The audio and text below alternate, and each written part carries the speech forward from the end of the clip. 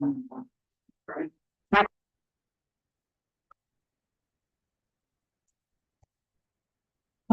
hello. All set. Thank you, everyone, for your patience. I can assure you this is not intentional. This is technology at its worst. Our next person is Greg Campbell Cohen.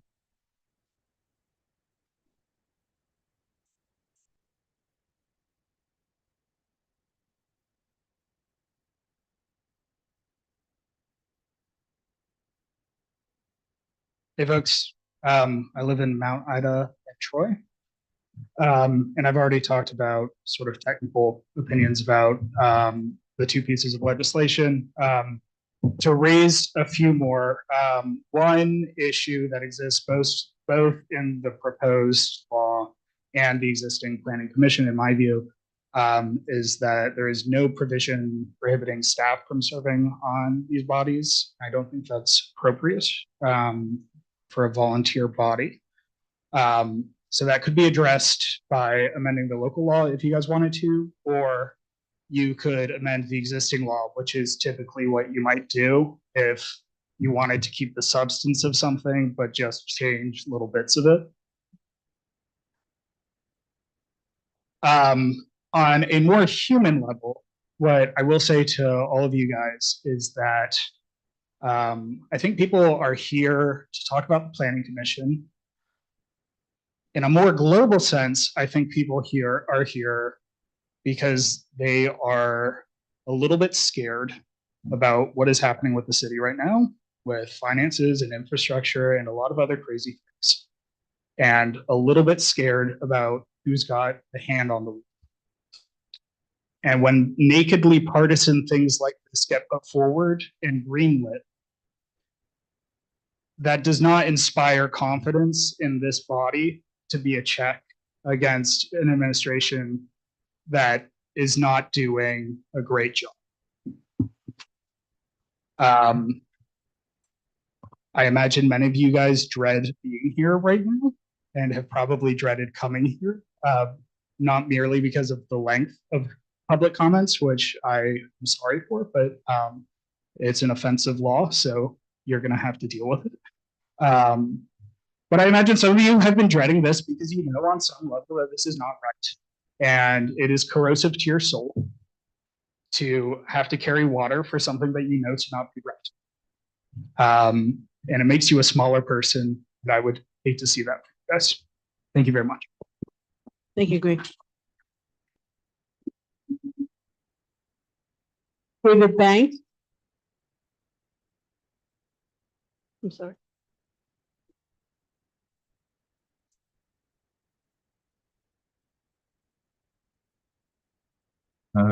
David Banks, 46 Mill Avenue. I still like President Steele's idea to order us from small to tallest on the microphone. Yeah, so let's see. I've lived here for 14 years now, which is incredible to say. I didn't think I'd stay here very long, actually, but I stayed because I like the people. And to be honest, I like the city, both like, the people that are in it, also like the shape of it, like the buildings there. I think it's a nice place to spend your life. I bought a home here, one of the few people in my generation to buy a home. Yeah, right. It's deeply strange. We've already talked before about the technical issues. It's like what Greg said. I'm not going to rehash that. I'm just going to say, it's deeply strange to hear from either the council or who is it? The gentleman before here, Major, who had run for City Council District 4 as a Republican a little while ago, who's for the just like hear stuff like this happen over and over again. Like, oh gosh, like someone tried to build something, and then like this piece of government tried to make it better by taking other people's interests into consideration. Like, oh God, how terrible was that? Right?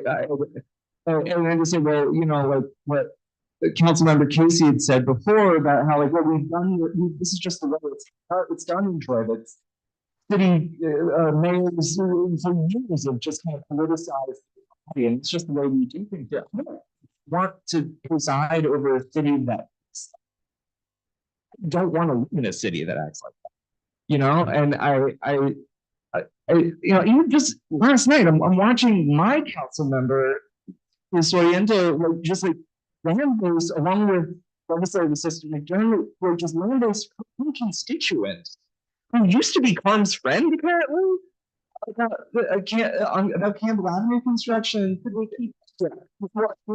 thing that it's about here is that, like, wait, so before it, this is like people, this is an administration that is just, it's a bunch of bullies that care more about what Carmela Mantello thinks and what the people of Troy think.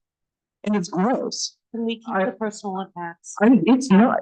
It's not a personal attack. I'm observing what my government is doing, and you're all acting like bullies. All right, you're all bullies. All right, and you have to be really listen to us. You're on the phone, you know, and it's really and condescending. And, you know, and the last thing I'll say is, you know, the chair that Councilmember Brosnan is in right now used to be occupied by someone who's looking at playing these games. All right, like this stuff, it's corruption, pure and simple.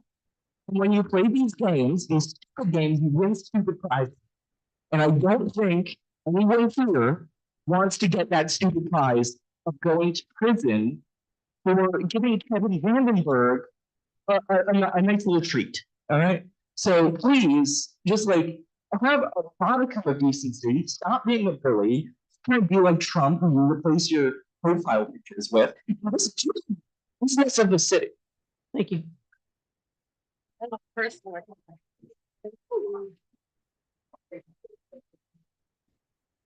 Ashley?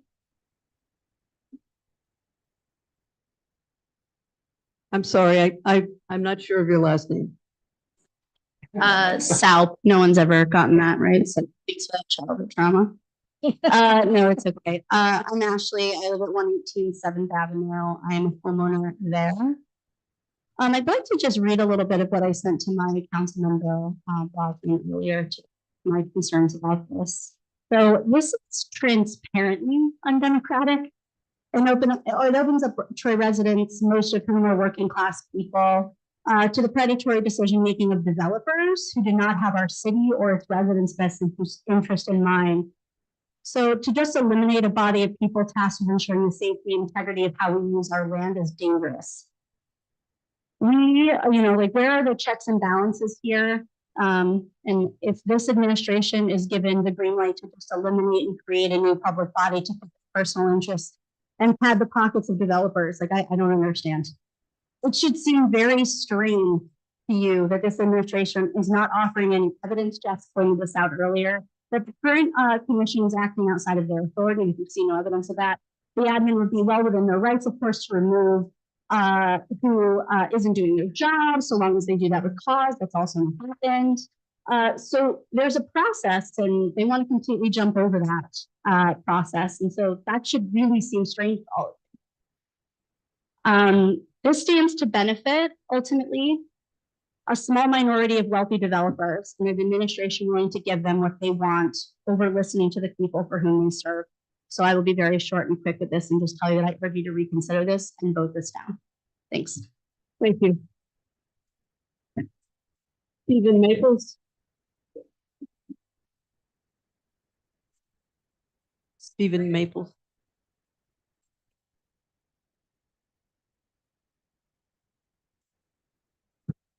Greetings, everyone. Stephen Maples, Street. I'll just quickly respond to some thoughts that were given earlier, specifically talking about the sidewalks going from the street to a building. I'll read directly from the Planning Commission site review criteria.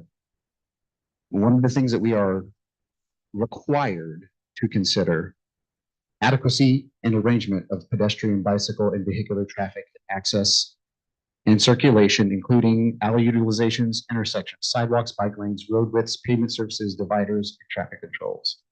So that's not referring to anything further. There's no other like criterion. It means that our body is required to think about those things. So yes, we have that authority. And further, it's a good idea. Putting a concrete sidewalk from the city sidewalk to the building is better for pedestrian accessibility, for handicap accessibility, for safety of pedestrians moving through that space. So we have the authority, and it's a good idea.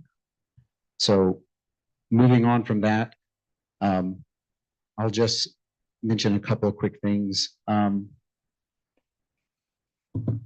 I think as others have said, we have not seen any, there has not been any, all the accusations of improper application of or going beyond the law have not been substantiated against the commission as a body.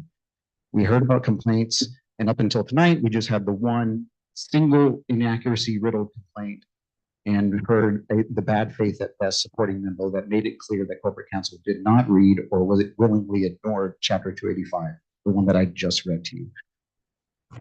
Where all of those powers that the corporate counsel said we didn't have, that's where they reside. So I think that's clear.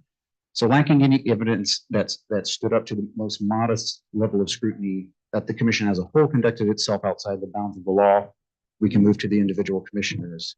If there was any sort of demonstrated pattern that a commissioner is going beyond the law, that mechanism is there to remove people for cause. And I know that we have some folks who are members of the union movement and believe in making sure that we have cause to remove people. We're just totally short-circuiting that system right now. So I would appeal to those folks who in this union movement consider that. Current law also still allows for the administration to appoint new commissioners with each of their term ends. And as was mentioned before, in about a year's time, maybe even sooner than that, depending on if there's exercise of that removal, the administration would have a majority of their appointees in about a year's time. So considering all of that, there has been no defensible reason given to justify this action now. And a final note, citing the precedent for eliminating the planning commission or planning board does not tell us whether or not it is a good idea, just that it has happened. And if the council is comfortable with the thinnest of rationales for moving forward, then it should have the decency to simply say so and condition passage on the administration retracting the unfounded memo of support and issue an apology to the current commissioners as a sign of good faith and willingness to move on from this unfortunate episode. Thank you. Thank you.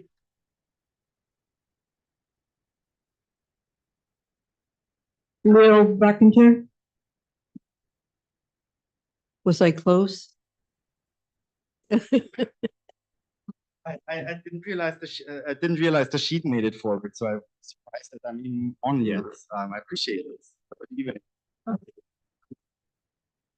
Here we go. Good evening. I have a couple of things to say. I will get to some of the things I sent in the letter about some of the procedural stuff. But I'll start by naming myself, Leo Buckinger. I'm from Round Lake. So not from Troy, but I lived in Troy for a long time. It was my first place I lived here. It's the longest place I lived. I still spend money here. And I'm not here because it's super fun, but because I care about this place and because what you do matter. And I think it is really important for you to understand that what you do matters because the public understands that and says that. What matters and what you do matters beyond the raw politics you're doing. That maybe are forced on you, maybe you're told like voting party line or you'll do this for that. But it matters for who you stand for in the institution you represent. And it matters not only what you do, but how you do it. With every of these decisions that are raw politics forced you erode the trust of the public. And you hear this here You hear this at meetings all the time. This disappointment, this distrust, this clearly calling out, people see what you're doing.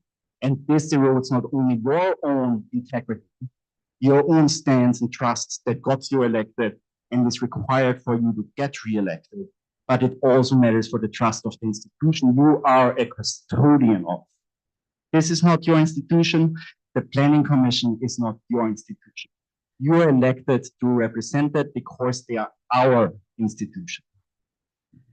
So that's why it matters how you do it, because step by step, you're eroding the trust that's the foundation for who you are. But it also matters how you do things. And it shows that it also matters how you do things because there are laws that govern certain parts of how you do things. You public notice a hearing, you have to have a hearing on laws that you pass. This hearing is public notice for local law 3, repeal of chapter 71. We did not have a public hearing on chapter 72, replacing this. When will this be? Why did you pass it before a public hearing? Because a public hearing has to precede a law being adopted. Chapter 72 is actually the more important hearing if you are serious about it, because then we talk about what you're replacing this commission with. And you have to be thoughtful about what you're replacing it with. And you're not just underscoring that it doesn't matter to you what you're doing, as long as you're doing it. What about staggered terms? What about the transition of institutional knowledge between commissions? What about your own power as a check and balance against the administration by making sure you have approval that you have to approve whoever is appointed to it? Your party will not forever control also the administration, no matter who your party is. This will matter for you in the opposite way the next time around, whenever, whatever side switches. It also matters because at the last public hearing on July 11th, doors were locked. 3 public members couldn't speak. So whatever happened there, we heard about it, doesn't really count. You're also legally required to post documents that are subject to your deliberations 24 hours before a meeting as part of your agenda. That wouldn't happen. We don't have anything associated with this public hearing other than let's repeal it. What we are repealing with, the public had not an opportunity to comment on. And that is Open Meetings Law 101, that is maintaining public trust in your institutions 101, and I would think hard how you proceed and what the recourse for the public is that is left. Thank you. Thank you.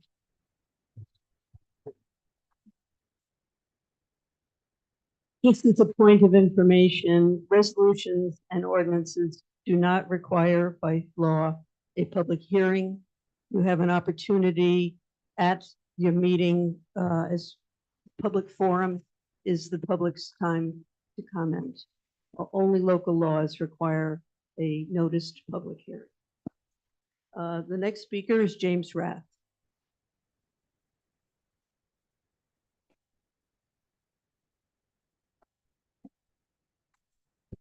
Good evening. My name is James Rath. I live at 398 Williams Street, Osgood neighborhood.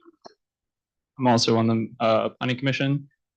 I just want to start out by thanking Councilmember Rivera and Councilmember Brazen for attending the last Planning Commission meeting last week on Wednesday. I was really disappointed to not see more of the city council members there, especially considering the members who voted to replace the commission with the board at the last Finance Committee meeting.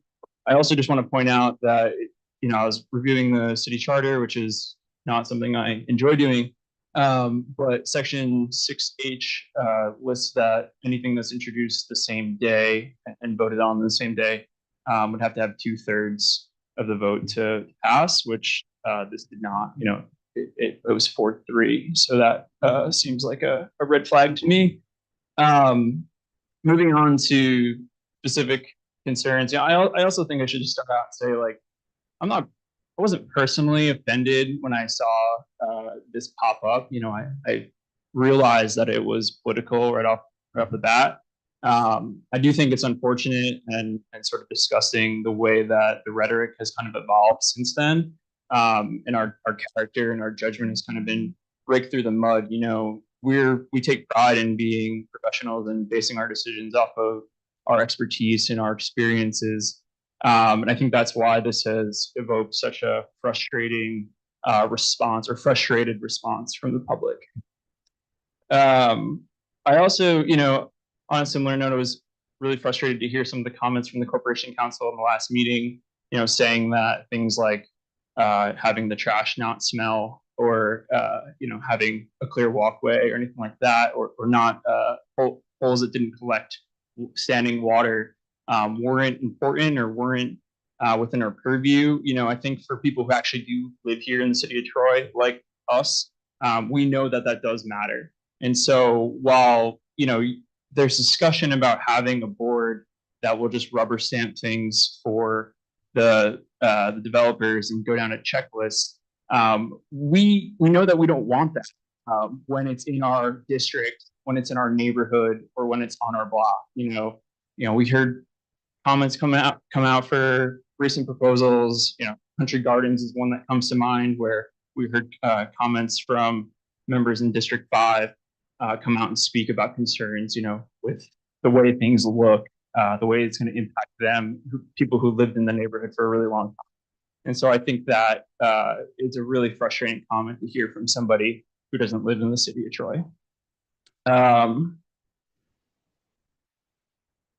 You know, people have talked about whether or not this impacts the ability for the public to trust our local government, to trust the city council.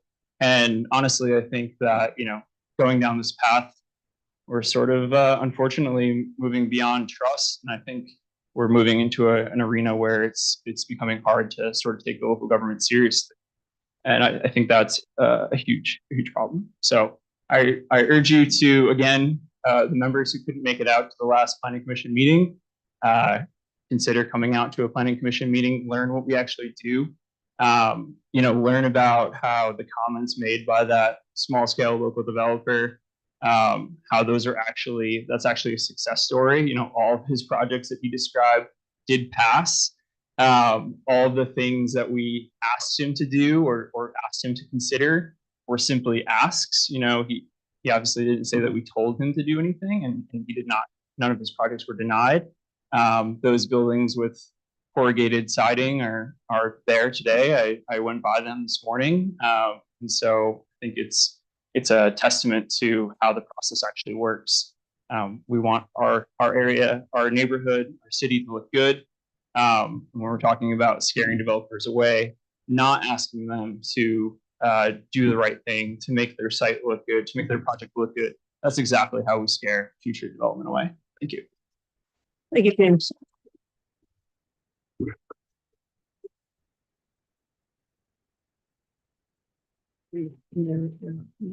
Oh.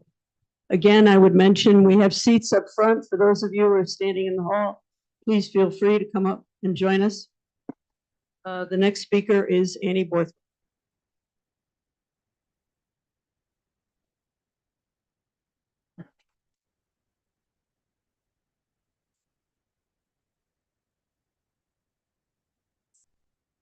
I'm Annie Borthwick, and I'm at the age of 78 and 10 months bought a house in North Central and delighted to be there. I owned a house for 42 years across from Bethel Baptist Church, and was there when it had 2 funeral homes, a lawyer's office, and a church, and 2 pediatricians, and went down from there to a church. And it's been a wonderful life living in Troy, and I really liked that a lot. When I left, I sold my house, I retired, I moved into an apartment, but my neighbors let me know that there was a problem with the construction of the apartments on King Street. And so I attended many meetings on those. And the apartments on King Street, they're now called Insight, that are rented room by room. There's 3 bedrooms or 4 bedrooms to an apartment. And the landlord rents the rooms individually. So he's making $3,000, $4,000 per what were promised to the neighborhood to be family apartments. Apparently it wasn't illegal for him to say one thing and do something else. But it also meant a big difference as far as parking. He said, well, but it's students, so they won't have cars. Well, I don't really know, but I know that it's not families. Annie, could you speak into the mic? Thank you. So when he went to make 4 apartments, that are on the corner of Fifth Avenue and Federal, I got involved a little bit with that as well. We really didn't want to see that corner stop being a historic neighborhood. And because we have a planning commission, we were able to talk to people, and the planning commission didn't just check off boxes and say, well, everything looks okay to us. They've asked me questions about, can't you utilize the historic buildings? Can't you do some other things? And can't we keep some of our big trees? And I participated in several times that the TV station came out to ask us questions about the neighborhood and how it lived. It's really important that there's more than checking off the boxes when it comes to making decisions on neighborhoods. I see right now that he doesn't appear to have been working on. He's torn the buildings apart that he's going to save, and he started framing them. As far as I can see, nothing has happened in 2 months. I assume he's hoping that they're going to fall apart and he won't be able to save them, but that's just my assumption. But I also noticed that there aren't any big trees left. And I think that maybe it's a change in administration, maybe it's a change in assumptions on what's going to happen next, but it's really important that the neighborhood is considered, that the historic look of the area is considered, and it concerns me greatly that we're just going to abruptly say, well, Troy has always been arbitrary, so we're just going to arbitrarily dismiss one group of commissioners and put in a committee. And then 4 years later, maybe we'll change it back again. I think it's really important that we take care of our city. Yeah, that's what I want to tell you. Thank you, Annie. Rachel Carter.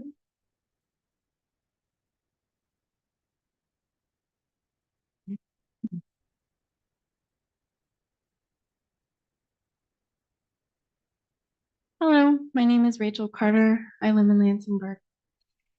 And I'd like to say that we're all here today for terrible reasons. We're here because it's possible that the only government body tasked with acting in service of the city when it comes to housing and commercial development, and not simply those who stand to make a profit, might be dissolved. We're here because Kevin Vandenberg wants to put up an apartment complex that residents of the surrounding neighborhood and the city have protested at dozens of meetings for 4 years straight. We're here because he's gotten impatient and he's throwing his weight around to make a profit. We're here, I have to imagine, because our current mayor wants to get reelected and is making a play to her own benefit and her own power to put her friends and campaign donors in powerful positions. Because let's be real, if this move were based on actual concerns, she could remove individuals or reappoint commissioners as their terms come up. And I imagine that we're also here because some of you probably feel like you have to go along with party pressures of voting as you're told to, regardless of what the people in your districts say that they want. And those are all really terrible reasons to be here and to introduce a law.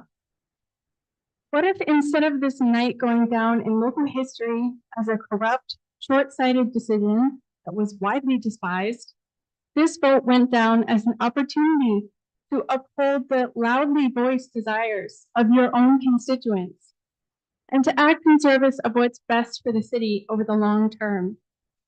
You could be heroes tonight by saving the Planning Commission. You really could. Thank you. Thank you. Vicky Dobbin.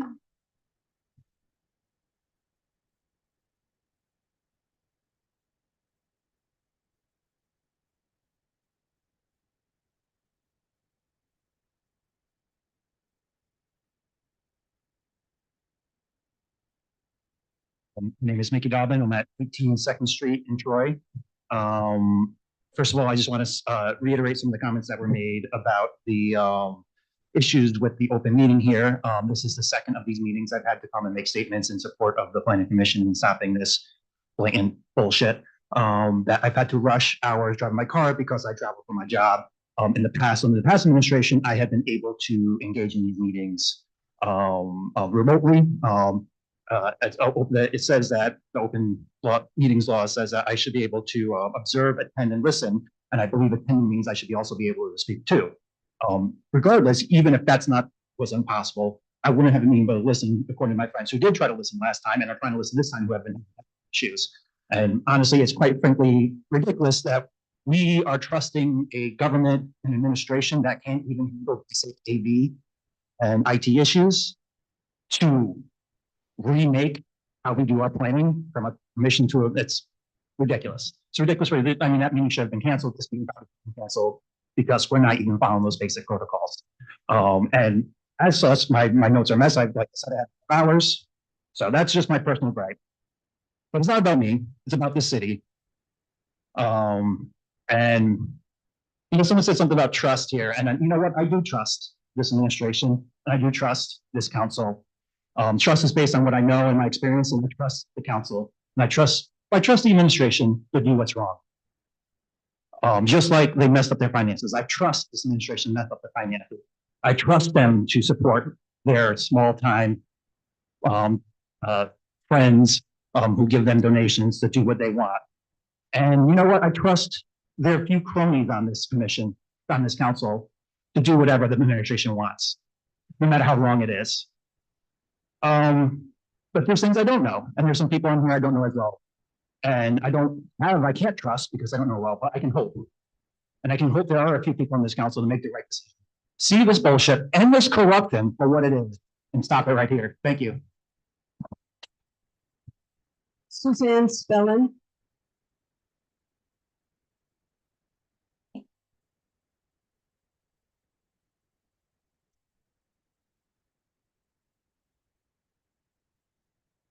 My name is Suzanne Spellin. I'm one of the planning commissioners. I'm an architectural historian and a writer and a historic preservationist. I'm on the boards of several nonprofit organizations in Troy, and I'm a proud 12-year resident of North Central. I've won awards from New York City organizations and from New York State for my work in historic preservation. 12 years ago, only months after moving here, I wrote an article that was published by the New York Daily News about Troy's Renaissance that featured local entrepreneurs, including Vic Christopher and Heather Levine. I was told at the time that it was one of the first positive articles about Troy in a major publication in years. Perhaps it was the positive reaction to my work here in the city that I was asked to be one of the community volunteers helping to draft the comprehensive plan that makes up so much of what we base our decisions on in the Planning Commission. After the public meetings were done and the first draft of the plan was issued, I was one of a 6-panel group of Trojans from different segments of the city who worked on making changes needed and polished it up before it was introduced to the public and approved by the City Council in 2018. So I am very familiar with the aspirations, goals, and suggestions in the comprehensive plan. It is our guide star and so much more than a quote $1 million coffee table book. When I was appointed to the Planning Commission, I spent the first 6 months learning. Although I had a decent knowledge of many of the aspects of the job, there was so much I didn't know, and we were never offered additional training. So I let those on the commission do what they all did best in bringing up important points as we all deliberated. We were excellent teachers, especially the late Barbara Higby, who sat next to me and was a mentor and friend.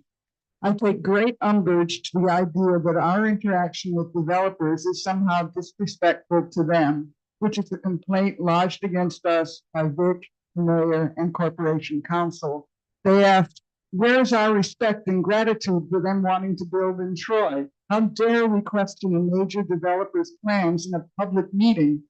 Well, this is our greatest responsibility.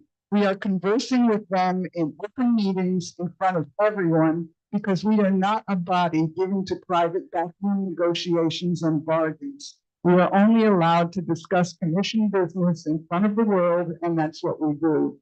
We are not even allowed to discuss commission business with each other outside of a public meeting. Everything must be on the record. That is how carefully we work to protect the process and assure the citizens of Troy that our independent body is doing its best to encourage development according to the rules. Experienced developers, which they all are, expect no less of us or of any independent planning commission or board wherever they are building. No developer expects their project to be approved at the first meeting. Every developer worth his salt has already budgeted multiple meetings into their cost. It's a professional given that all kinds of questions will be asked.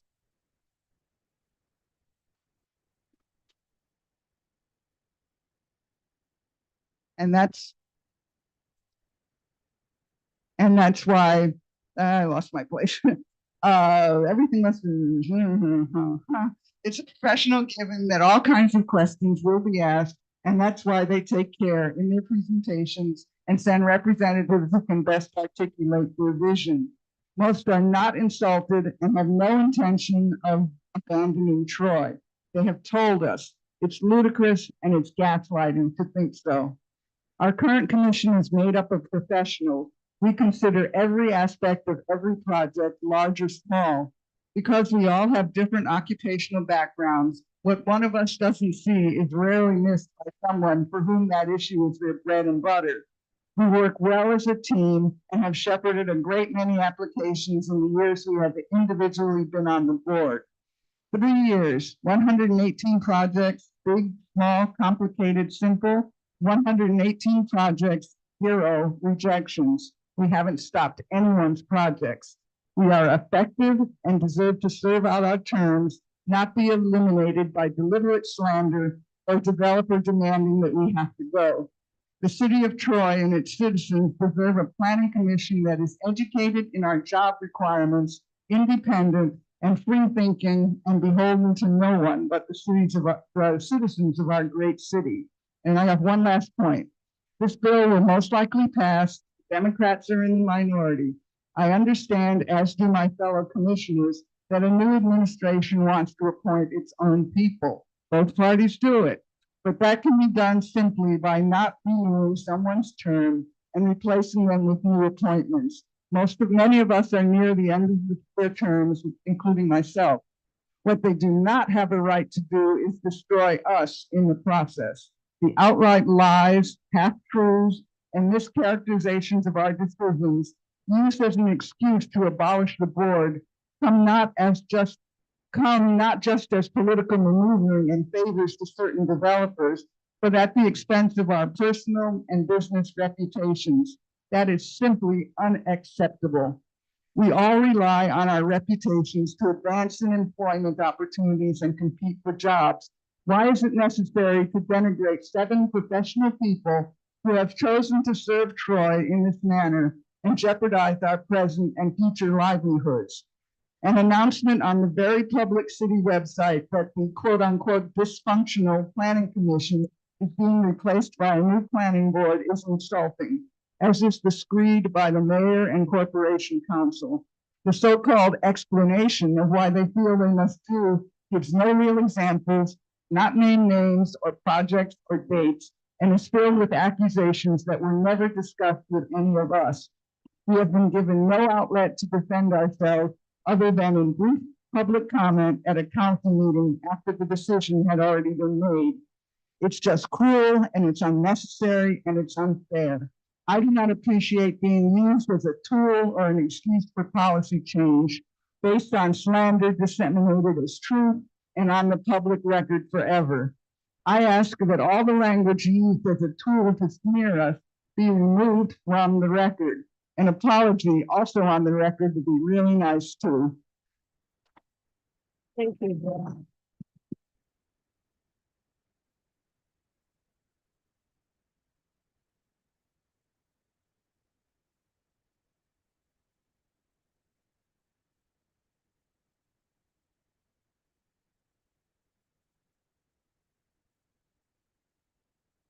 Thank you.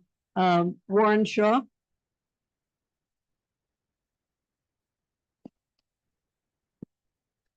Hello, my name is Warren Shaw. I live at 681 Fifth Avenue in the Lansingburg section. I'm also a commissioner, and I'm the newest commissioner, only appointed the end of December of last year. I can't really add to what was said by Suzanne. I just wanted to explain a few things. A lot of people don't understand that the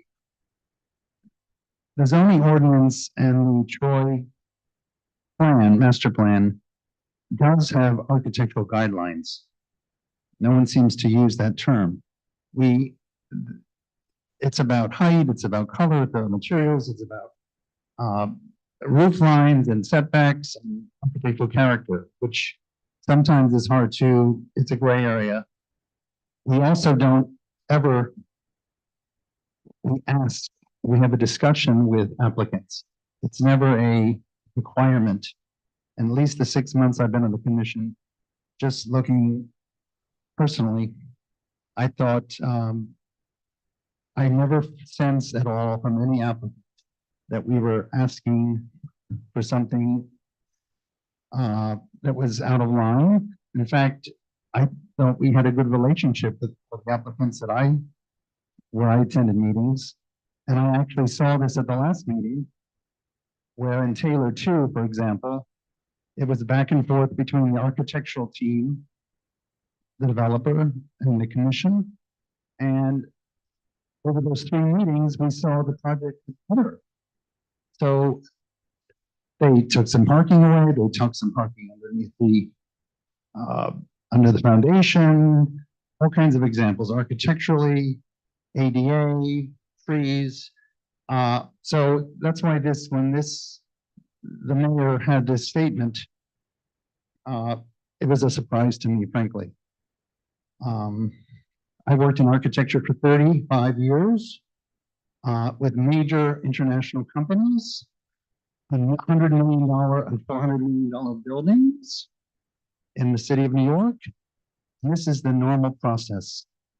As was said before, developers, this is part of the normal process in architecture and in land use.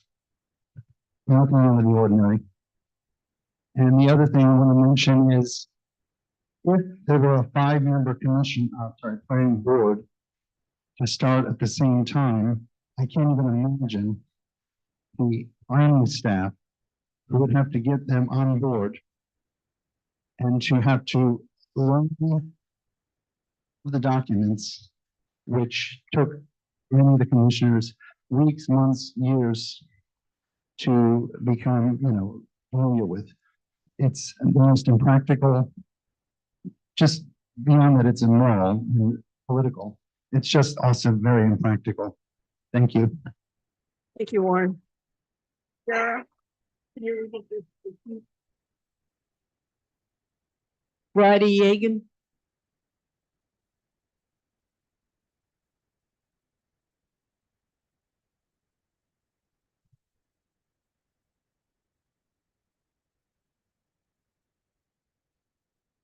Good evening, council members. Roddy Yegan. I live at 193 2nd Street in Troy. So it seems today, I guess I'll start by saying some of what I'll go through may sound familiar, but I'll attempt to weave some of the points you've heard today into a larger narrative.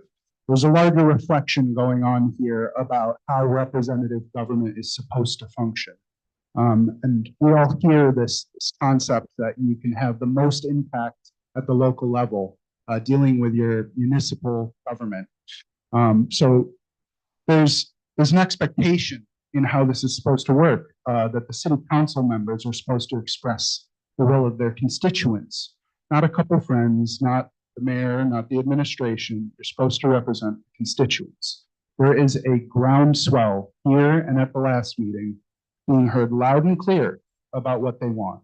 We've heard anecdotally about phone calls that individual council members have gotten that state the contrary, or supposed developers that have not wanted to go on record with their positions, but here are the people on record, and you're hearing their position, I think, I hope.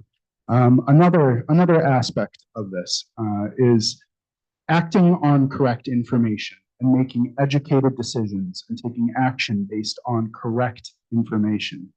I'll go through a couple of examples because in all of your decision-making, it's been based on this notion that we stand in the way of developers, and there's been a few specific examples given. So I'll start by talking about Taylor 2. It's a matter of fact and public record that the Taylor 2 team stated, again on record, during their first meeting, that a fall timeline for approval was acceptable. They were on record that first meeting stating that they were very early in design. At this month's meeting, we ended up coming to a conclusion on seeker and decided to issue a negative declaration, meaning we found no potential for adverse environmental impacts. And again, as a courtesy, because it is not required to us, asked the developer about their funding timeline and their approvals for our planning approvals. And again, confirmed that they were not being delayed by us. So I want to make sure that on the record, it is clear that that project is not being hampered or hindered by the Planning Commission. Other developers referenced in the letter read into record by Mr. Christopher at last meeting have engaged with subcommittees of the Planning Commission and said that that letter does not represent the position. The example that corporate counsel gave last month of the former Hot Dog Charlie's that James brought up, where we had required that they enclose their trash and deal with stormwater, that developer also felt that the comments made does not represent their position. Moving on from setting those records straight, there's the issue of discretionary decisions and not prescriptive ones. You heard some comments earlier from a previous public speaker that size is not within our purview. If you do the homework a little bit, just a little bit, and go into the zoning code, and just do a control F or a search through the zoning code for the word size.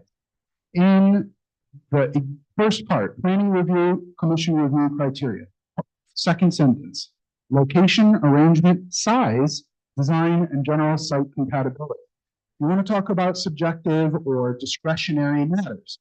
How is general site compatibility a checklist issue? How is community or neighborhood character a prescriptive check the box type item? You need to understand that if you're making your decision based on the notion that we act outside of our purview, go look at what our purview is, please. How many, I wish this was a back and forth, because I'd love to know how many of you had actually gone in and read code after we were here last time.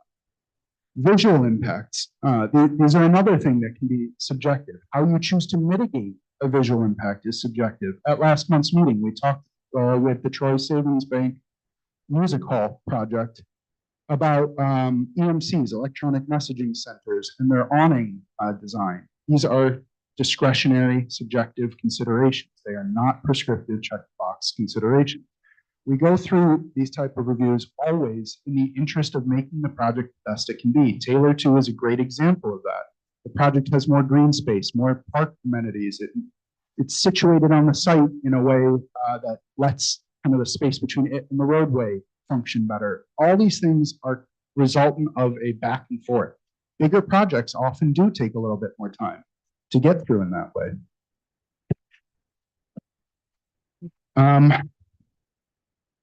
I just want to address as well for the record, there's a notion that there's been an attempt to engage with the Planning Commission to address this sense of dysfunction. One meeting was had, and this is now going to be a matter of public record. One meeting was had with myself, Jonas, and the city engineer, Russ. All we talked about at that meeting was 10, 11 seconds. That's it. Just that one singular project, what the status of it was, what procedural steps were left to be done, what the holdups were with it, what the obstacles to acceptance were, and what the developer really needed to do to get it to a point where it could get approved. That's it. That one project was all we've ever met about. So there's something reminiscent about what's going on. You know, in my personal life, I have been a huge proponent of what's been achieved in a short time under this administration. But it reminds me of RPI and the former leader of that school. When that school needed some forceful direction, it came. But then that just kept going to the point where it was untenable. And we've all heard in the news about the issues at RPI prior to the new administration. I worry that this could go the same way. Again, others have talked to you about other avenues to achieve this goal. Terminating commissioners for cause. If there were truly egregious issues, terminate them for cause. Or those of us who have terms coming in, why not replace us that way? The answer, if you question it, is timeliness. And why is there such an urgency to doing this? The reason is because one project has suffered waiting because there's been issues with it for years. So, again, in review, your role here is to represent your constituents.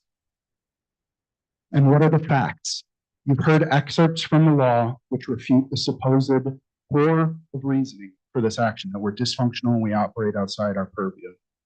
Alternative paths exist. The specific examples are outright lies, and several have voiced that the statements made on their behalf are not representative. Your role is to represent us.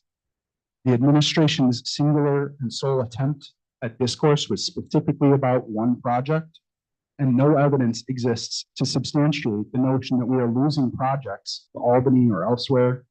And the 37 months of records and minutes since I have been a part of the commission factually refute this in terms of the number of actions that we've approved versus the number of actions that we haven't. Please do what's right. Thank you. William Komisky.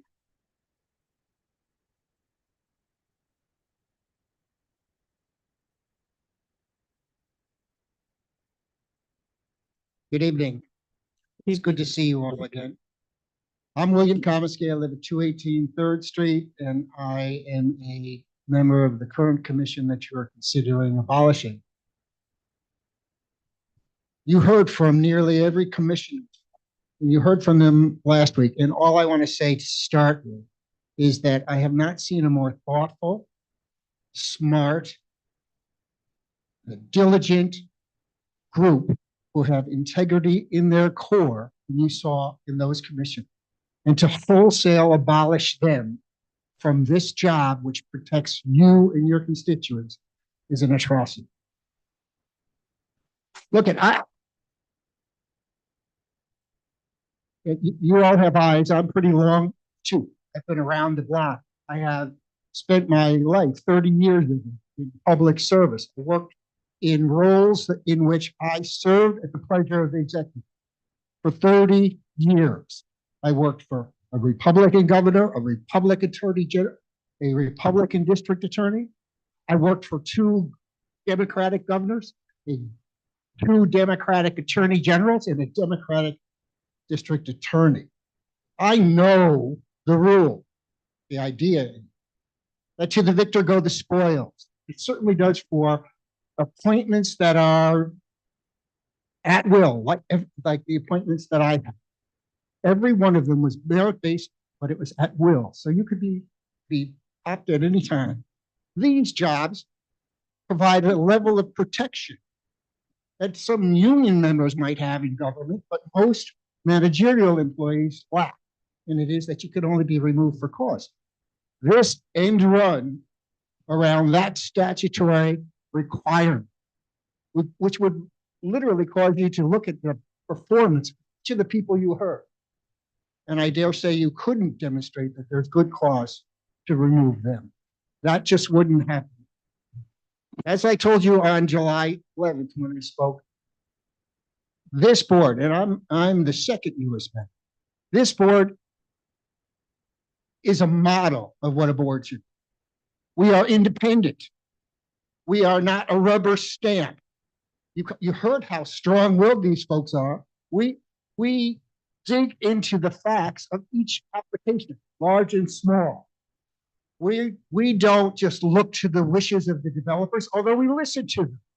And we try to accommodate them as best we can while achieving the best product for the city of Troy. We are not a rubber stamp for anyone, nor should we be. And we are not arbitrary. That word came up. We rigorously follow the rules. Roddy literally brings them around and reads them at our meetings too. So there you have it. We are just making stuff up. The rules are rules that this council promulgated.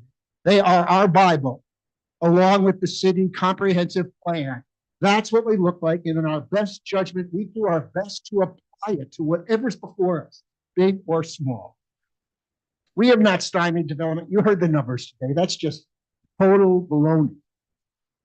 More importantly, if you really look at the work that's been before us and the products that have come from it, and the cranes that are up in the city and the development that's occurring, you'll recognize that the give and take that happens in this room between all the smart members on the commission and the developers produces better projects. They're in the works now. Some of them are already up.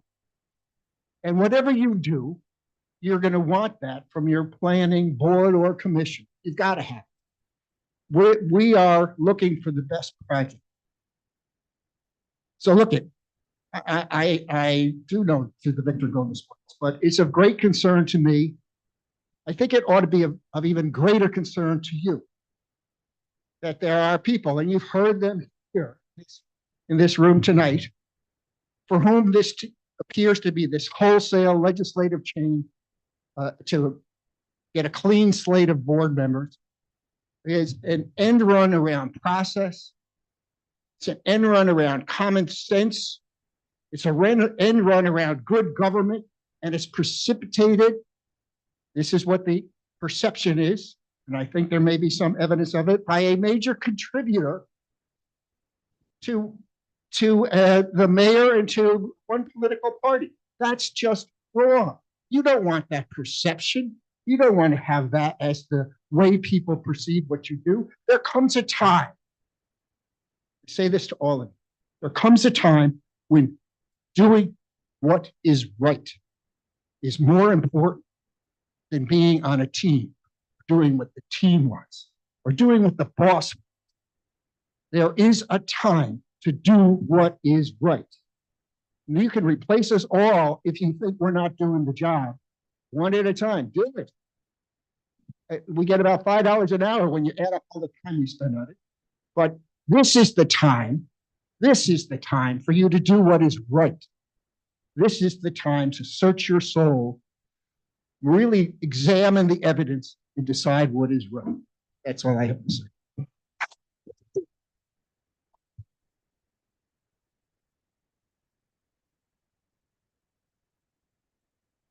Rebecca Martin.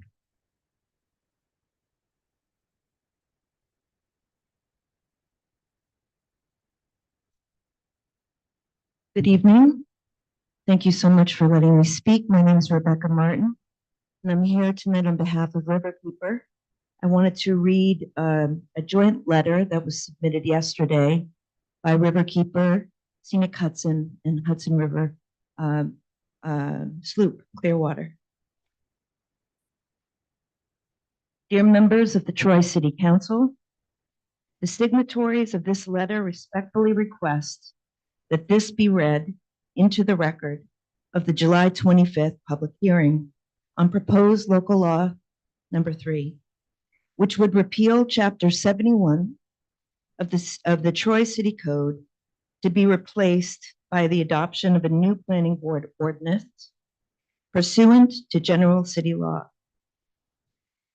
The Albany Times Union reported on July the 10th that Mayor Mantello is proposing to restructure the City of Troy's planning decision-making by replacing the existing planning commission with a planning board whose members would be appointed by the mayor. It is our understanding that the current planning commission members have been appointed by prior mayors and are term limited. The article suggests that the mayor is concerned that the current planning commission often goes beyond its legal duties and forces arbitrary requirements on developers seeking to invest in the city. We urge the city council to oppose proposed law, local law number 3, repealing Troy City Code Chapter 71. The proposed local law would eliminate the current planning commission of the city of Troy and enact a planning board ordinance under City Code Chapter 72.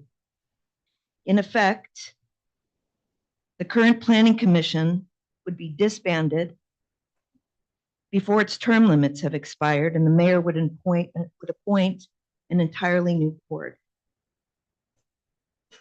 We believe that all municipal planning bodies, including individual members, performing their duties in good faith, should be free to do their jobs and free of the influence of any particular elected official.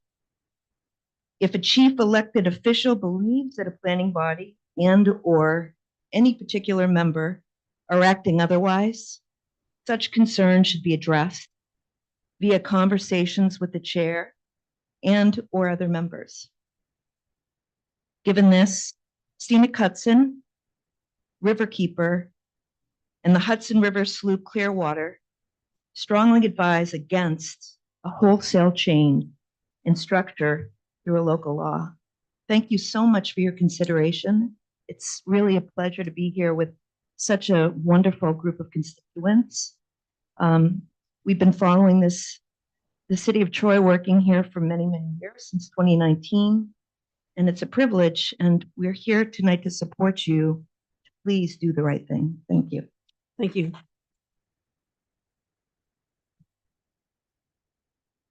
Sarah Silverman.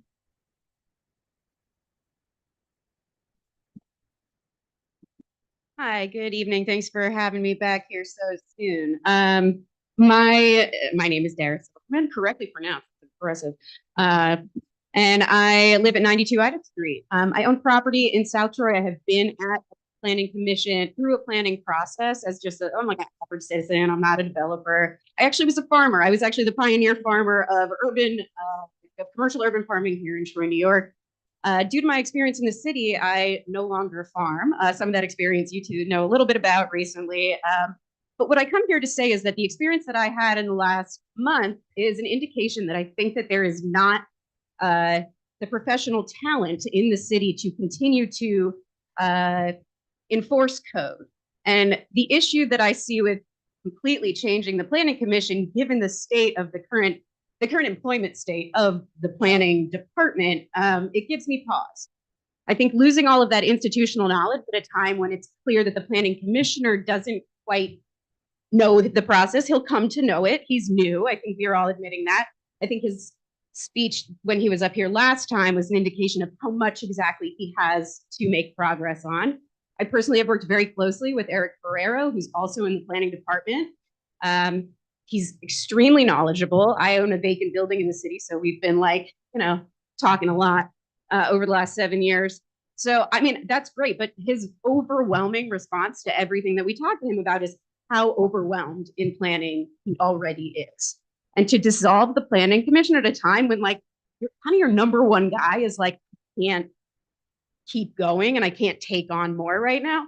I think that's a huge thing that you need to consider before you just dissolve this. I have a lot of respect for Eric Ferrero. He's one of the few people that I've worked with in the city who I think has operated his position honorably and knowledgeably, which is ultimately, I've done a lot of work with the city of Troy in the last 7 years. And I can't say that I feel that I've been treated with the same uncorrupt situation all of the time. And I think I've been approached to participate in corruption both directly and indirectly. And that's very uncomfortable when your city officials and employees are coming to you and asking, hey, do you want to be party to this with me? I don't think that I've seen that happen from Eric.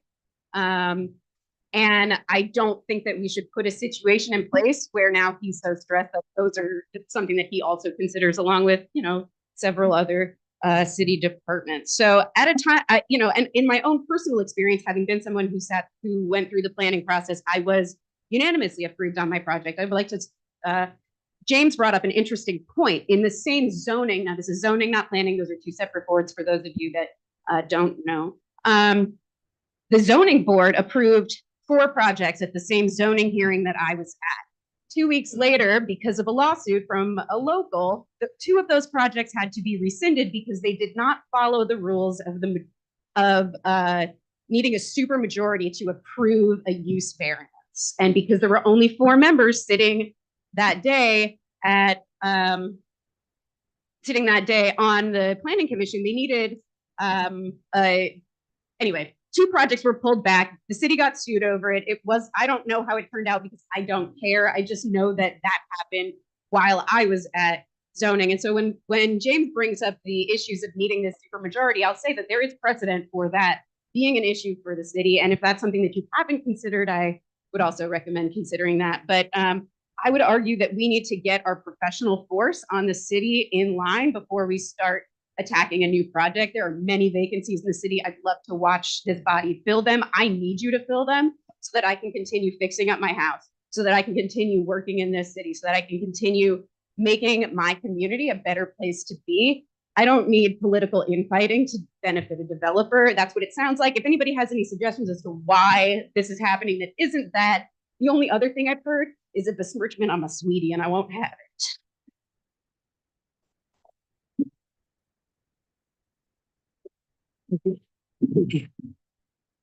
That concludes the list of those who signed up to speak. Is there anyone else who didn't have an opportunity to sign up and would like to speak?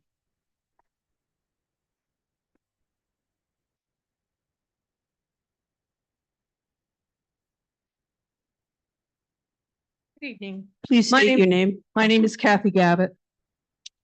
And I just want to look around here and see how crowded this meeting is, and just reiterate that the hearing is, this meeting violates the New York State governing opening meetings, as was stated earlier. It's warm in here. We have a lot of people. This should have been adjourned and put somewhere else. So what I would like to request is the council adjourn the hearing and reschedule it at an adequate venue in a later date. I've heard from that there's a couple, there's people that are that can't hear this meeting that are doing it through Zoom or the Zoom meetings. The audio is in and out and intelligible. So I just wanted to bring that up. It's not adequate here. Thank you. Thank you. President Steele, Does anyone else wish to speak? are we asking people where they're from anymore, or just, I'm sorry. Kathy, could you give us your place of residence? Thank you. New York State or city? I didn't New hear York that. State. Thank you. Yes.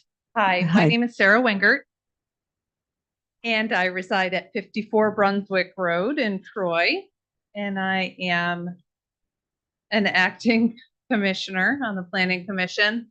And I want to first thank my 6 co-commissioners for doing such an outstanding job stating their position. And I also want to thank everybody else in the room who is incredibly civil and on point. Sarah, excuse me. Can you just speak into a little bit more into the mic? And reserved in their passions, which made, I think, their messages really easy to receive. And it's difficult because we are all passionate about this particular issue. And because everyone did such a wonderful job, I really only have one point to add. And it is building on a recent comment. Your planning staff is so limited.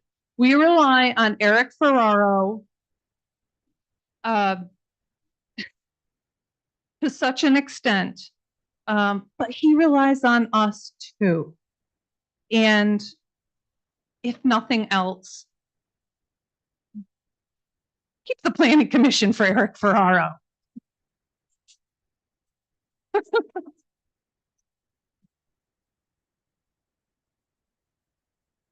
Does anyone else wish to speak?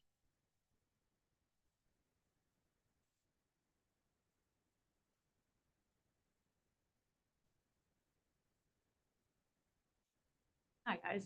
Really short, sorry. So I live on Second Street. Your name is? My name's Alyssa, and I've lived here for the past few years. I moved from Corinth, whatever. I came here because there's a community, because there's a heart and a soul here.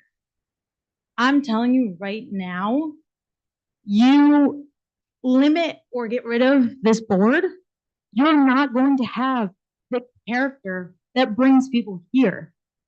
The community, the small shops, everything everybody comes here for. It's going to become more commercial, less like Troy. Then why would people come here? When everybody talks about the capital region, we talk about how close we are to everything else. When you get rid of this board, you get rid of one of the few reasons why we know we live here. I love walking my block at night. I don't have to worry about my safety. It's like a quaint little movie scene that I never get anywhere else. And a beautiful brownstone that my landlord had to pay for the wood windows front facing. You know who enforces that? You're getting rid of that. And it's going to go back to crappy building cheap supplies. It doesn't make it any better place to live. You want people to come here because they care and they want to be a part of the fabric of this community. Do the right thing. Thank you.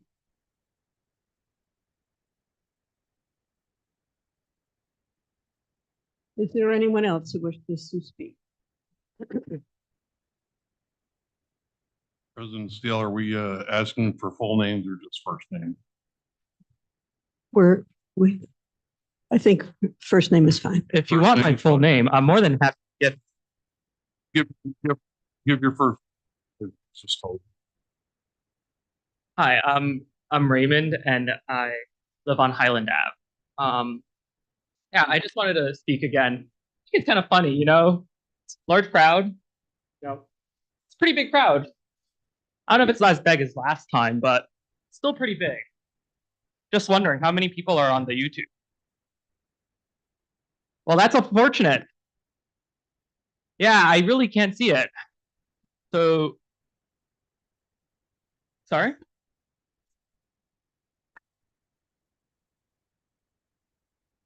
No, please, let's not have a back and forth, folks. Anyway. If you have some comments, please make them. I am going to make some comments. Thank you. It's just that you guys are rushing me and I don't like to be rushed. I want to take my time. I have my 5 minutes here, so I am going to take my 5 minutes to speak what I think about, you know, this proposal. You know what I want to say because I've been here twice already, and I just think that it's a really poor decision to make. And you know, you guys, I know there's ulterior motives probably, and at this point, based on what all the planning commissioners currently have attested to, as well as you know, the other issues at hand. But you know, it is what it is. It looks like you guys are probably not going to change your minds over this, but at least I just want to make certain that you guys at least apologize to the planning commissioners, especially city corporation and the mayor, because what they've been doing is frankly disgusting, and it's frankly something that I don't think any citizen of Troy would appreciate towards, you know, people who have dedicated their you know, a lot of their free time and a lot of their expertise in, you know, improving the city.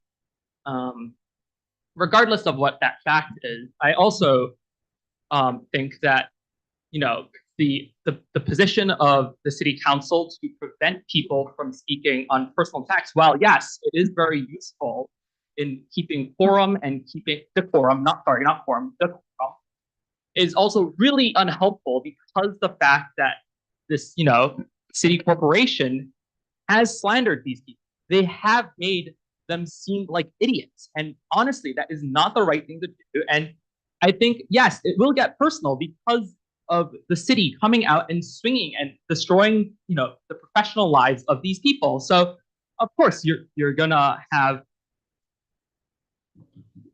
We were just proving, she was just proving that the YouTube is fine. Oh no, thank you. Just mildly confused, but you know what? That's all good.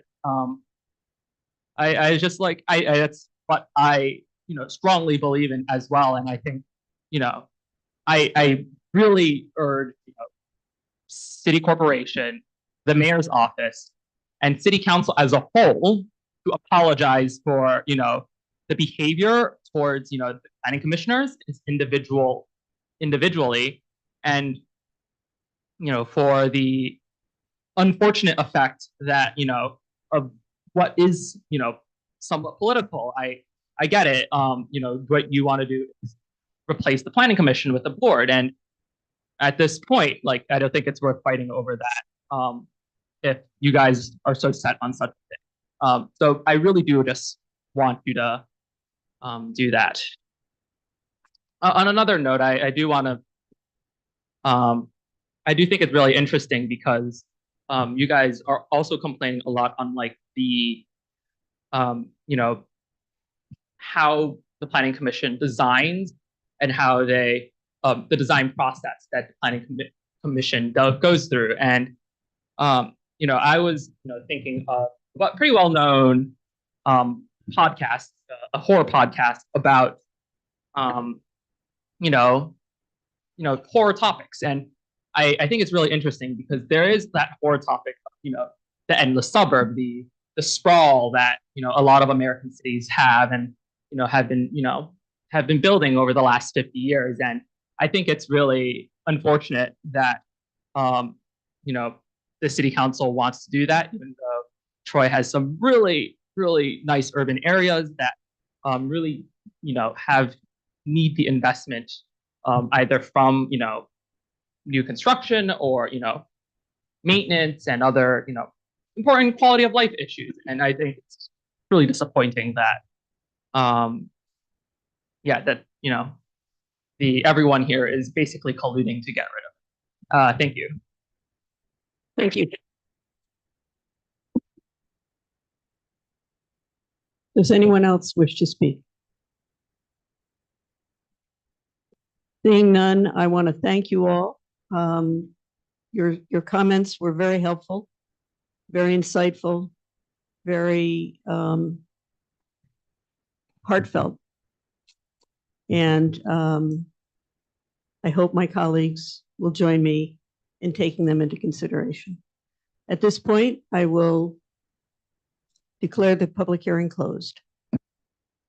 Do we need to take a break? We're going to take a 5-minute break before we begin our finance committee meeting.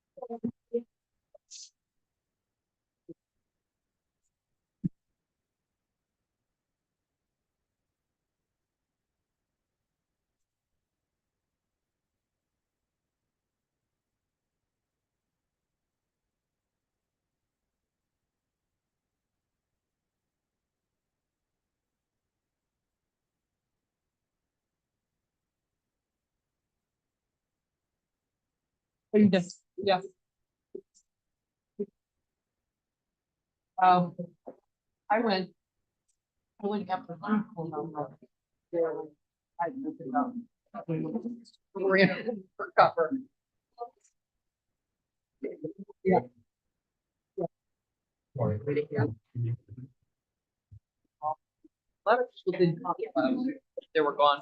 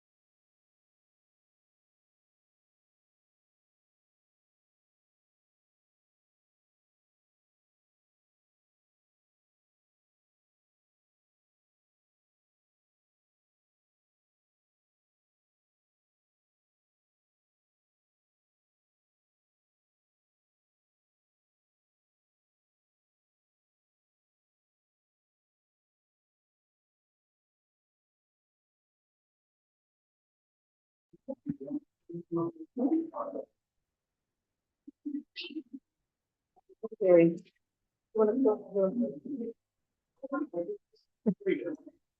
Appreciate it. Okay, I think we are back in session. Are we recording, Maria? Great. Welcome everyone to the Finance Committee of the Troy City Council, which would have started at 6, but we're going to start closer to 8. We will forego the Pledge of Allegiance. I will do the roll call. Councilman Keel. Councilman Brosnan. Here. Councilwoman McLaren. Present. Councilman Vera. Present. Councilwoman Soriento. Here. Councilman Casey. Present. And Council President Steele is present. All present and accounted for. At this point in time, there is a public forum for any item on the agenda. We have one local law, which we're all familiar with, and 6 resolutions. Does anyone wish to address the council on any item on the agenda? Please come forward.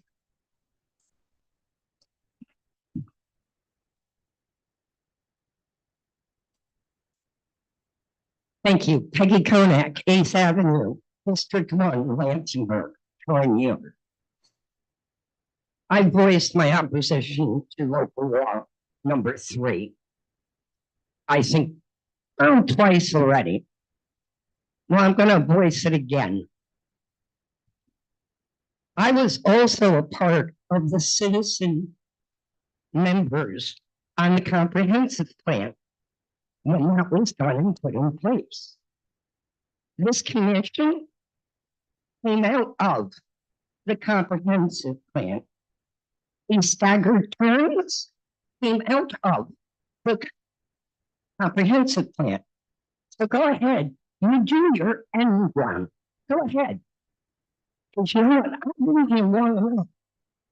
I know exactly where this is coming from and exactly what things are getting pushed and what pressure is being applied. Some of you get it. Some of you would rather be up at 41.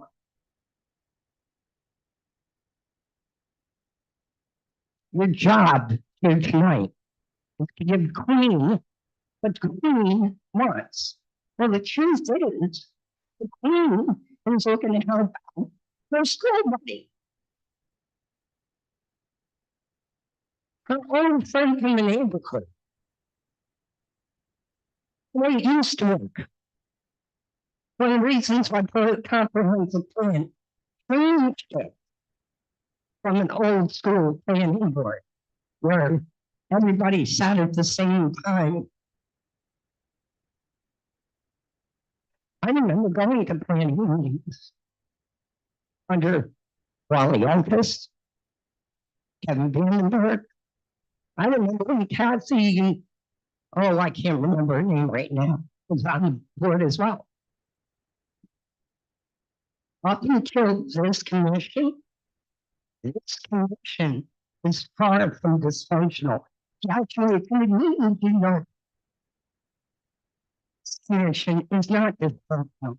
What was dysfunctional is the check the box story I used to do things. Oh, he's a friend. Oh, yeah. He goes, oh, no, we don't like them. No, we're going to make them jump through a few extra hoops. That's the way it used to be. It wasn't that way. Since the commission. Yeah, you might have to answer a few extra questions a little back and forth. Information. You know, we have our overruns. I'll include myself in that. And we have overruns. You know what the running like this does? General population, or less about much anymore. Anyway, it keeps them home on election day. It keeps them home from meetings. Because why bother? No matter what we say, your minds are already made up. You're going to do what you're told because that's the way. You might want to study a little history and figure out a little bit more from the things you've been told. Cronyism is a lot of the way to and passing this, the appeal, you're proving it. You are proving it rock solid. I'm going to take it a step further. I wouldn't be half surprised if I don't see somebody who called up my block. Because there are people who live here who know exactly where I live. So I wouldn't be surprised if I see them up. Because that's how cronyism works. You know what else I see at work here? The Peter Principle. I'm sure, hey, you all know what the Peter Principle is. We don't have a comptroller, and we have high-level staff that doesn't know the difference between committee, which the finance committee meeting is a committee meeting, the actual council meeting. They're two different things. We also have staff in the clerk's office that don't know the public comment is part of every meeting, whether it's a committee or a public or a council meeting. What I'm going to say on 71 is you're going to pass it. I have full faith and trust you're going to pass it because you've got your marching orders. I would love one of you to surprise me. And I know darn well I'm looking at 4 people I don't think will love one of you to do so. Do what's right for the city. What has been working.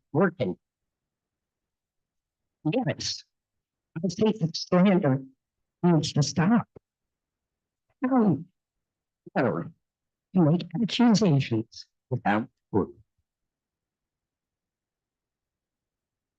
How dare you call something dysfunctional and never having gone to a meeting? But you decide to categorically choose the city law because somebody's little heart is broken. Well, I'll tell you what. Some of you have heard me in years past. None of you have seen me since you've been elected until this month. Expect me every month. I am fully against local law today. And I will fight politically as a campaign against everyone that votes against. Votes don't let this happen. I will work against every one of you. Guaranteed. Thank you.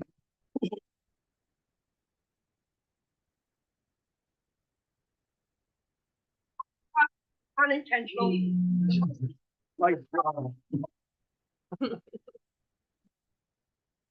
Does anyone else wish to speak? Please come forward.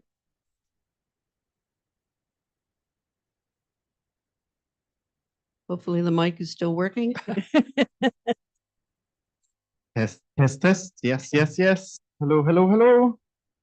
Local law 3, which without surprise. And I take your point on the application to the ordinance of a public hearing versus law. Something to look more into, but it's like also kind of like reinforcing the point. Because as members of the public, we shouldn't become part-time lawyers. We shouldn't have to come here and have to determine, do we talk to you to make points and reason with you and try to have a conversation about the merits of your decision, or to speak into the record because we have to anticipate that this goes through no matter what because of what we've all heard from. That's a problem. That was the larger point towards me.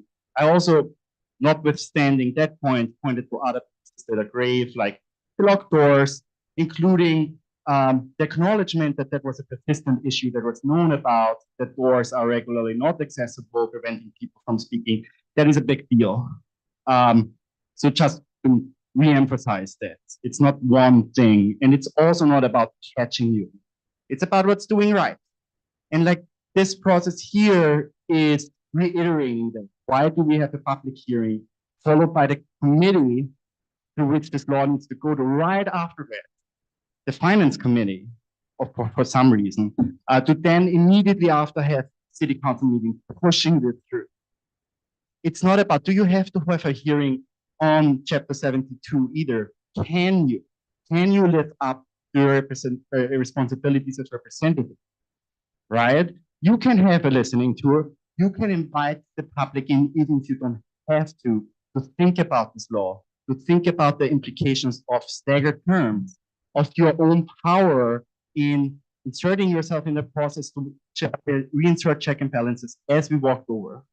In addition, why is this in the finance committee? And I would love to get that explained, because the finance committee, according to the city's codes, is a standing committee to periodic review and report on budget, audits, and accounts, and so on and so forth. There's nothing about planning, about the matters before you on this local law. Why is it in this committee today, other than to rush this process? Again, undermining the integrity of all of this. Why is it not in the one committee that might be most expert in this, which is the planning committee, that is established in the rule to shall do such things? That's puzzling to me. I also would love to get explained. I was not aware of that. I heard it earlier in a comment from a fellow member of the public, the reference to the need for a supermajority. I don't know much about it yet. I would love to hear more about the response of the administration, of corporate counsel, of someone on explaining how that applies to. And again, it's frustrating. It's exhausting to have to talk about those things with you in order to get this done right, rather than be able to trust that this is done right. And that's like the easy thing. It's so easy to like meet with us, talk with us, go through the merits if you are so intent to do this.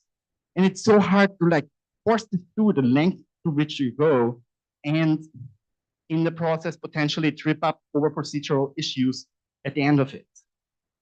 That's all I want to say for now. We'll see each other at the next meeting in a little bit. Thank you.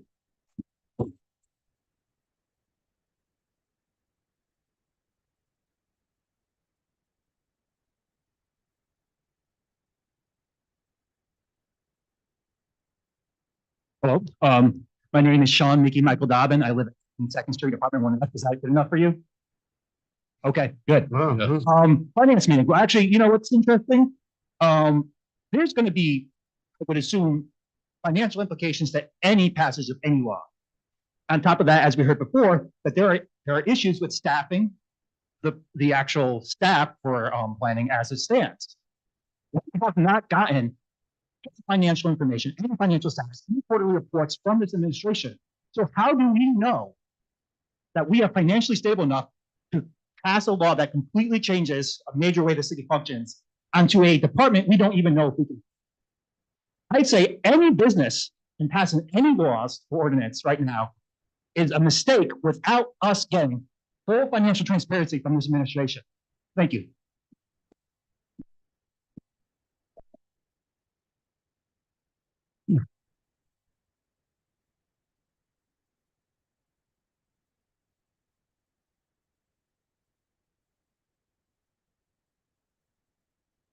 Hi, my name is Mark. I live on 301 3rd Street in Troy. I want to reiterate the comment that was just done before us. Changing an institution when there is no transparency within our government feels like the wrong time to make these kind of changes.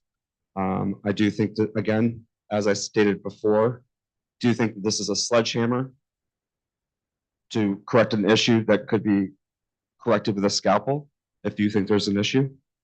I also want to reiterate that public comments do not require a last name and do not require an address in order to make them. Thank you.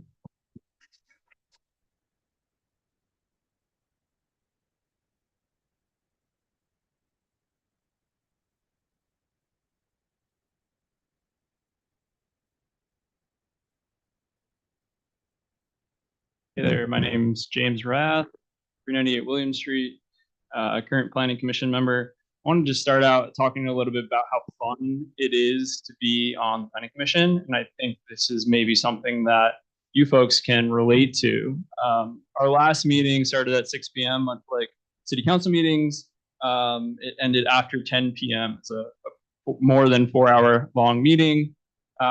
We had to deliberate about cases that are as long as the things that you have to deliberate about. And I also I've heard a couple comments of folks saying things like, you know, I don't think the 4 Republicans are, you know, I know how they're going to vote already. And I don't feel that way. You know, I think that as somebody who is often on that side of the table, we have to consider all the information that we get. And as planning commissioners, we don't have our minds made up about projects beforehand. So we're constantly deliberating, thinking about things, considering them.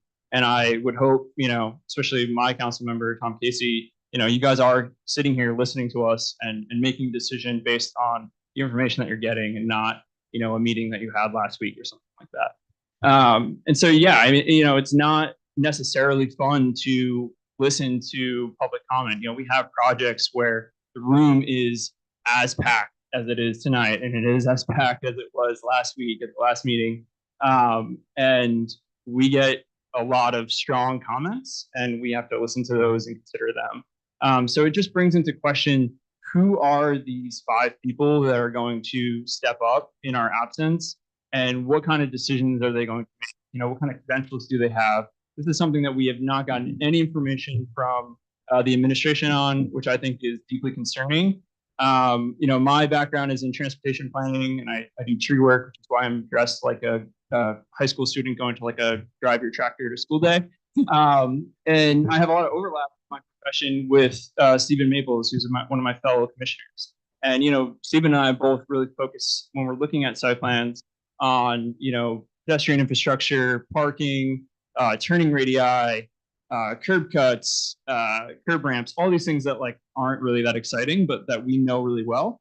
And it's part of why we do our job with such pride. You know, it's a civic duty. We're not there because I think one of the other commissioners pointed out that you do the math, we make like $5 an hour. You know, I don't have a shortage of work. I have a lot of things on my plate. And so like, I'm not there to make money or because it's super fun. I'm there because I can do the job really well. And I don't understand foot candles. Does anyone here, like, show of hands? Anybody here have an understanding of foot candles? Aaron? Anybody? Roddy kind of understands them, maybe. Roddy, I don't hear you talk about candles enough in our meetings. Anyway, if somebody, from the administration came to me and said, "Hey, you and Stephen Maples have a lot of overlap. We don't necessarily need both of you there, but we have this guy or gal who really understands foot candles." I would be like, cool, I'm out. I'd be like, yeah, put that person in who can make this decision about lighting, who can like make the site plans better, who can have that back and forth with a developer. And lastly, I just want to, point out one example of a case that we heard over the last meeting last week. And it was the Troy Savings Bank Music Hall. They're doing a ton of work. As a proud Troy resident, I'm a big fan of the music hall. I think it's great.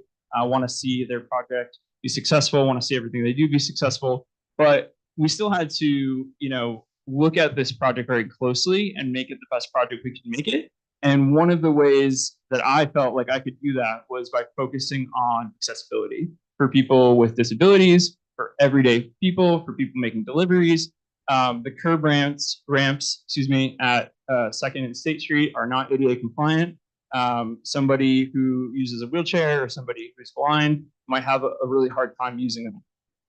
They have a parking lot across the street that they're improving, and they're putting the handicap accessible parking spaces there in the right location, closest to the door of the building, but they weren't making any improvements to the curb cuts. So while the parking is located in the best place, there's no improvement. There were no improvements being made shown on the site plan for those curb cuts. So one of the things that I asked the applicant to do was to put in ADA accessible curb ramps, and they agreed to it. It was just an ask. It wasn't a requirement that I was going to vote no on necessarily, but we had a discussion about it, and they, I think, will have a better project because of it. They'll have people who can come and enjoy a night at the music hall safely and with dignity and with success because of this simple thing that we ask for. And so I think that, again, who are these 5 people that are going to be potentially replacing us? We haven't heard that. We don't know what kind of credentials they have. It sounds like they're going to be rubber stamping projects and that they won't be making improvements like that. And just one other tidbit is like, who does that then? Does the city have a lot of extra money laying around to make those, curb cut ADA compliant?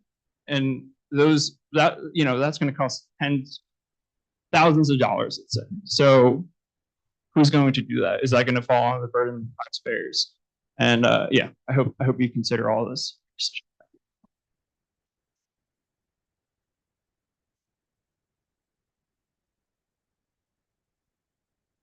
Does anyone else wish to speak during the public forum on any item on the agenda? Okay, seeing none, we'll move on to our agenda. Before we do, the Corporation Council is among us, I believe. Would you please enlighten the council regarding section C6H of the charter? I'm sorry? The section that was brought to our attention tonight regarding when a piece of legislation is introduced and is acted upon at the same meeting, it requires a 2/3 majority.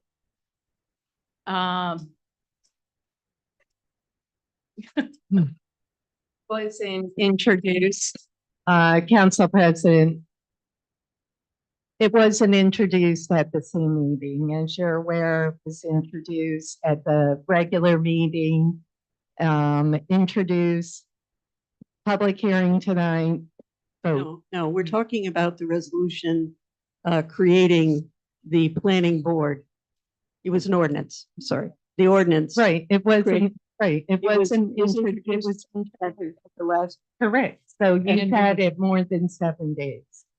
So as long as it's been on your desk for more than 7 days, that's the rules. We're discussing ordinance 39, creating chapter 72. That legislation was introduced at the July 11th meeting in a Correct. special finance Mhm. and then approved Right, the regular. approved with a 4-3 vote Right. at the following meeting. Same night. Chapter, yeah, the charter, section 6H of the charter stipulates that that cannot happen without a 2/3 majority vote. You've That's what already we'd like the approved, opinion. oh, you're talking the The prior creation of chapter meeting, the three. And that was approved and signed into law. We'll have to take a look at that, but that Well, was it was approved. done so. invalid. It was Well, improperly done Okay. by the well, charter. It's not on the agenda tonight, but we'd be happy to talk following this with Rick Morrissey Come too. back to this body Okay. for action. We'll take a look at it. Rick Morrissey, who Well, does I the was asking legislative for side, back yeah. To It's weigh okay. in on it. I didn't realize. Right. And Council President, just so you're aware, the Deputy Corp Counsel, Rick Morrissey, does the legislation. The Corporation Counsel does many of the contract language, et cetera. So they have split the duties. So Rick's not here tonight. We'd be happy to take a look. But that was signed into law already. Erroneous. And we'll see. We'll take a look and talk. And Language is pretty clear. okay, well, we'll take a look. In the future, could Rick be in attendance if Absolutely. Corporation Counsel is unable to? So Fine. if you give me your questions in advance, I'm happy to. Well, this was brought up, I'm not sure if you heard, I know you were in the hall, but this was brought up by a speaker this evening. It was news to us, and it's something that I think we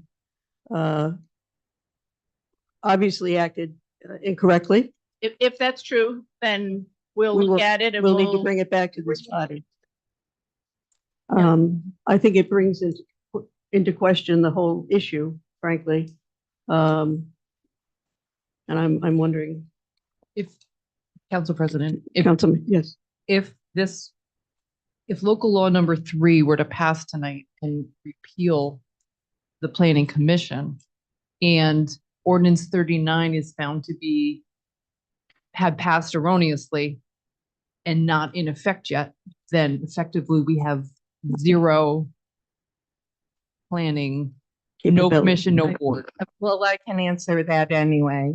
The planning board was going to be appointed through the month of August. So stating that we were not going to make any announcements, put a call out for members during the month of August and announce it after Labor Day. So the month of August, the planning board would not be active anyway. We are going, much like one of the members stated who was appointed at 4:30.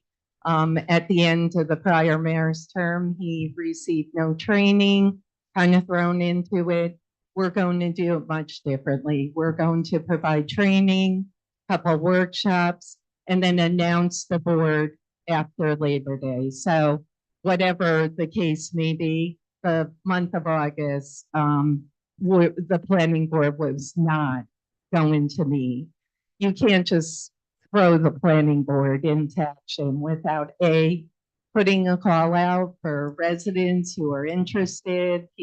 Folks have already contacted me, including tonight, attorneys, et cetera, architects. So what we will do, move forward, we'll put a call out for planning board members and we'll announce it after Labor Day. We plan to provide training, like I said, also a couple workshops and have them sit down with the planning staff.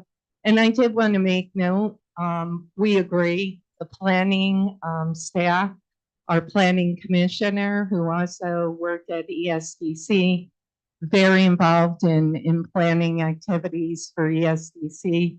We do plan to reinvigorate, we'll say, the planning staff. And we have a great planning staff, but we do plan to have a couple of workshops during August and then announce it right after Labor Day. Okay. So thank you for sharing that information because that's good to know. But so my concern is if we pass local law 3 tonight, which would eliminate the planning commission. But 72 isn't in place yet because the vote was invalid. We don't agree with that. We will go back and take a look, but we don't agree with that. So it was signed into law. If the council minority feels it was done erroneously, we'd be happy to look at it, but Rick Morrissey did advise us and it was passed, was signed into law. If the local law is abolished, the planning board will be into effect. So, but, you know, the minority feels that we'd be happy, send an email, verbally, whatever. We'll take a look at it, but it was signed into law. So It's the not a local law. minority majority issue. It's Okay. it's here. No, No ordinance shall be passed Please by the show some council respect. on the same day on which it is introduced, except by a 2/3 vote of all members of the council. It is in our charter, black and white. It's not a majority minority issue. I think what Council Councilmember. President, may I May I also? finish? Oh, I thought that you were No, I was- opening up. I No. thought you had a No, I question. was in Okay. mid-sentence. Thank you. Can you please control the audience? Yeah. This is very rude. It's Well- very rude. It's disrespectful. I think a lot of this is being disrespectful, so let's all You calm were down. very respectful to the speaker. Absolutely. Let's all calm down and let's let people finish speaking. Thank you. I believe what Councilmember McLaren was trying to make the point is that whether you the issue of the legislation that created the planning board is now in dispute. And it would make sense because if we were to pass this tonight, you will abolish a planning commission and not have a planning board. And so therefore, it would be my recommendation that we table the local law tonight until we can resolve this and pass both of them, if need be, together. We've had our public hearing on the local law, so we no longer have to have a public hearing. Council I would President Steele. entertain a motion to. May I? I would entertain a motion, please, motion to, I'd like to finish my sentence, please. Mhm. At this point in time, I would entertain a motion to table so that we can move this forward. Motion. Second, Second. discussion on the motion? Council President Steele. Yeah. There is a difference here. You said it's black and white. Yet Rick Morrissey, who was the corporation counsel under the previous administration, which was a Democratic administration, he felt everything was in order. I highly doubt there may be, you said it's black and white. I highly doubt it is black and white. If Rick Morrissey said everything was in order. I doubt Rick Morrissey is carrying the weight of Carmel's, for Carmel. I think he's doing what he feels is best, and he said that he feels everything was done correctly, so I do not believe it's black and white. Thank you. All in favor? On the Aye. table? Aye. Opposed? Nay. Okay. Motion is denied. 4-3.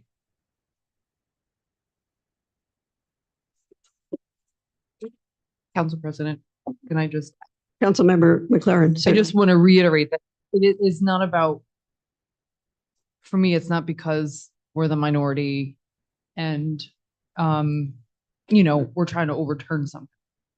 My concern is what happens if, at our next meeting, when that is on the agenda, if it needs to be back on the agenda, we have a power outage and we can't hold a meeting. I mean, there are so many things that could happen, and we're talking about wiping out the commission tonight. But if we find out, if it's in question that the board is not actually in place yet, we don't have anything. Does that make sense? Like, that is my concern. I get what I you're don't- saying. Thank you, for letting me speak. just so you're aware, the planning board does not plan to meet in August. Right, it's, So over the month of August, to allow folks, we plan to put a call out to allow folks, if the council members have folks that they want to apply for the planning board, they will be looked at, they will be interviewed, then they will receive training. We will have a couple workshops. So sit down with the planning staff. That didn't happen before. We know that. But saying that, there was not going to be any meeting in August anyway. So stating that to not have, there is no action that is going to take place in the month of August by the planning commission, the planning board. so there's no August planning commission meeting? Correct. There is. There is nothing on the agenda. I spoke to the commissioner.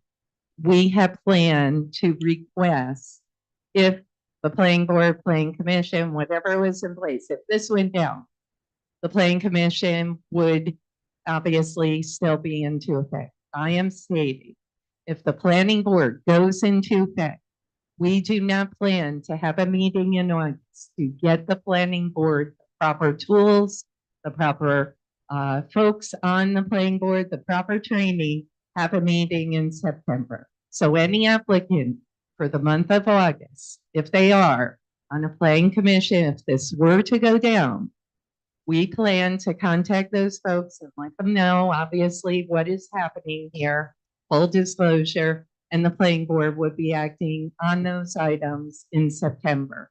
One of the, and you should know, council member, a couple of the items that did pass this last round, one of the pertinent ones was the Troy Music Hall. It was very, very timely. We had asked the applicants, all of them obviously feel they're timely, but Troy Music Hall was really under the gun.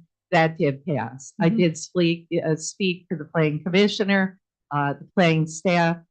The month of August is a good month to take a step back. The planning board would meet in September. So can I just ask one more question? Certainly. So if this passes tonight, local law 3, then it's effective immediately? Correct. No, Council President. no, it's not.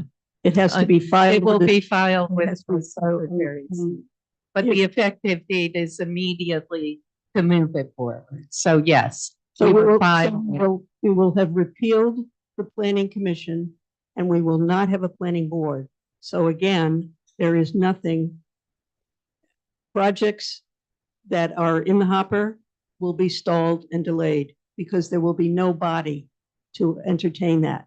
You've just said that you don't even have a planning board yet. You're ready to replace the planning commission. You don't even have the members on the board yet. And we have erroneously adopted a law that created it. We don't have members for it. And now we're going to tonight, in effect, relinquish and repeal the planning commission. So again, If I may speak, we will now. have nothing. No, if I may speak, you are spinning this, Council President. Number one, the planning. Respectful. Can you please do your job, please? Yes. Honestly, please. I sat in your seat. Doing my job. Thank you very much. You may speak. Council President, please control the crowd. It looks very rude and disrespectful. But who's in the chairs? Come on, please. I've been in your seat. Right to react. Respectful. We will respect. Forum here. Please control the audience. The mayor is speaking. Council President, you're spinning this. The planning board did pass. Whether you feel that this was erroneous, et cetera, will be looked at. The planning board did pass. It's signed into law. The Corporation Counsel's office also signed off. The introduction was not made on the same day as you're aware. The agenda did come in through advance. Number two, let me finish. That was signed into law.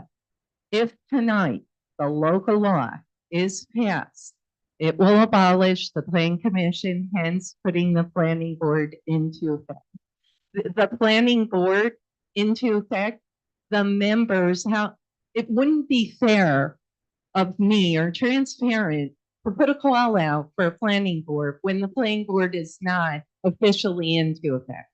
You and I know that. So stating that, I will put a call out. As soon as this law is passed tonight, we will put a call out to the residents and the citizens of the people of Troy to apply for the planning board. We'll conduct some interviews, etc. I've received multiple people interested in the planning board. Number 3, we did not intend to have anything on the agenda in August anyway. It gives a month to put together a solid planning board that has tools.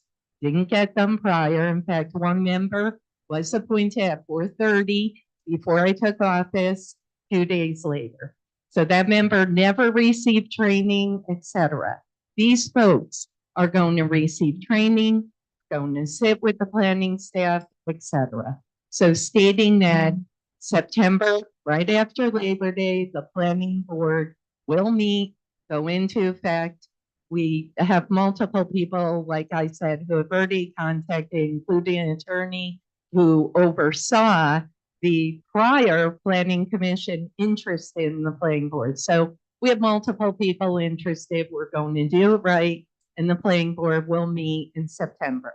So stating that there was no intention for the planning board to meet in August anyway, and there is no emergency action for the planning commission to meet. It's never met on an emergency action to pass something haphazard. They literally sit with staff. We have a workshop. There's a whole process to go through. There's public notification, etc. I spoke to the planning staff. I spoke to the planning commissioner. There is nothing pertinent that needs to go on the agenda in August. So hence, the planning board will meet in September. And we disagree with the notion that planning board legislation, it was passed, signed into law. It was not erroneously passed. Thank you. Thank you. Council President, Councilman Vera. what happens to any applications that are active and currently, at some point through their planning commission review? I would assume that once we've created a new entity, all of those applications have to start the process over. They do not. In the legislation, Rick Morrissey ensured, and there is language in the planning board legislation that everything is grandfathered in from the planning commission. Can you give me a reference to that language? Because I read through it, I didn't see anything. Generally speaking, ordinance 39 was word for word. We spoke to Rick Morrissey. Rick assured that nothing would have to be reintroduced. Everything from the planning commission is transferred to the planning board. And we did ask that. So stating that once again, listen, I get it. You don't want it. It is. No, I just. Rick Morrissey signed. Yep, that's fine. Rick Morrissey did state anything from the planning commission is grandfathered to the planning board. Oh, I'm sorry. Did he state that or was it in the law? He stated that, correct. He stated that anything from the planning commission, Councilmember Vera, for the 4th time, will transfer to the planning board.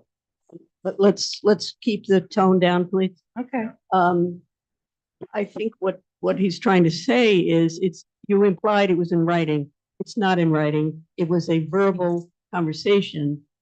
So there is therefore concern since it's not addressed in the law, in the ordinance. Council President Steele. Corporation Counsel, who's answering. Welcome. Our understanding from Rick is that as written, that will happen. If some council member wants to sponsor an amendment to the current proposed board, we can certainly add some language to provide reassurance. But our understanding is that as written, it will happen now as it's written. Thank you. And Councilmember Vera, we did ask that question also. We did going into this, because obviously we don't want projects to stall. It's not the intent here. I am. Thank you. Okay. Councilman Casey. Thank you, Council President. So, I have a question for the mayor. How long is Rick Morrissey been with the city? My gosh, how long? About 10 years, 12 years? Yeah.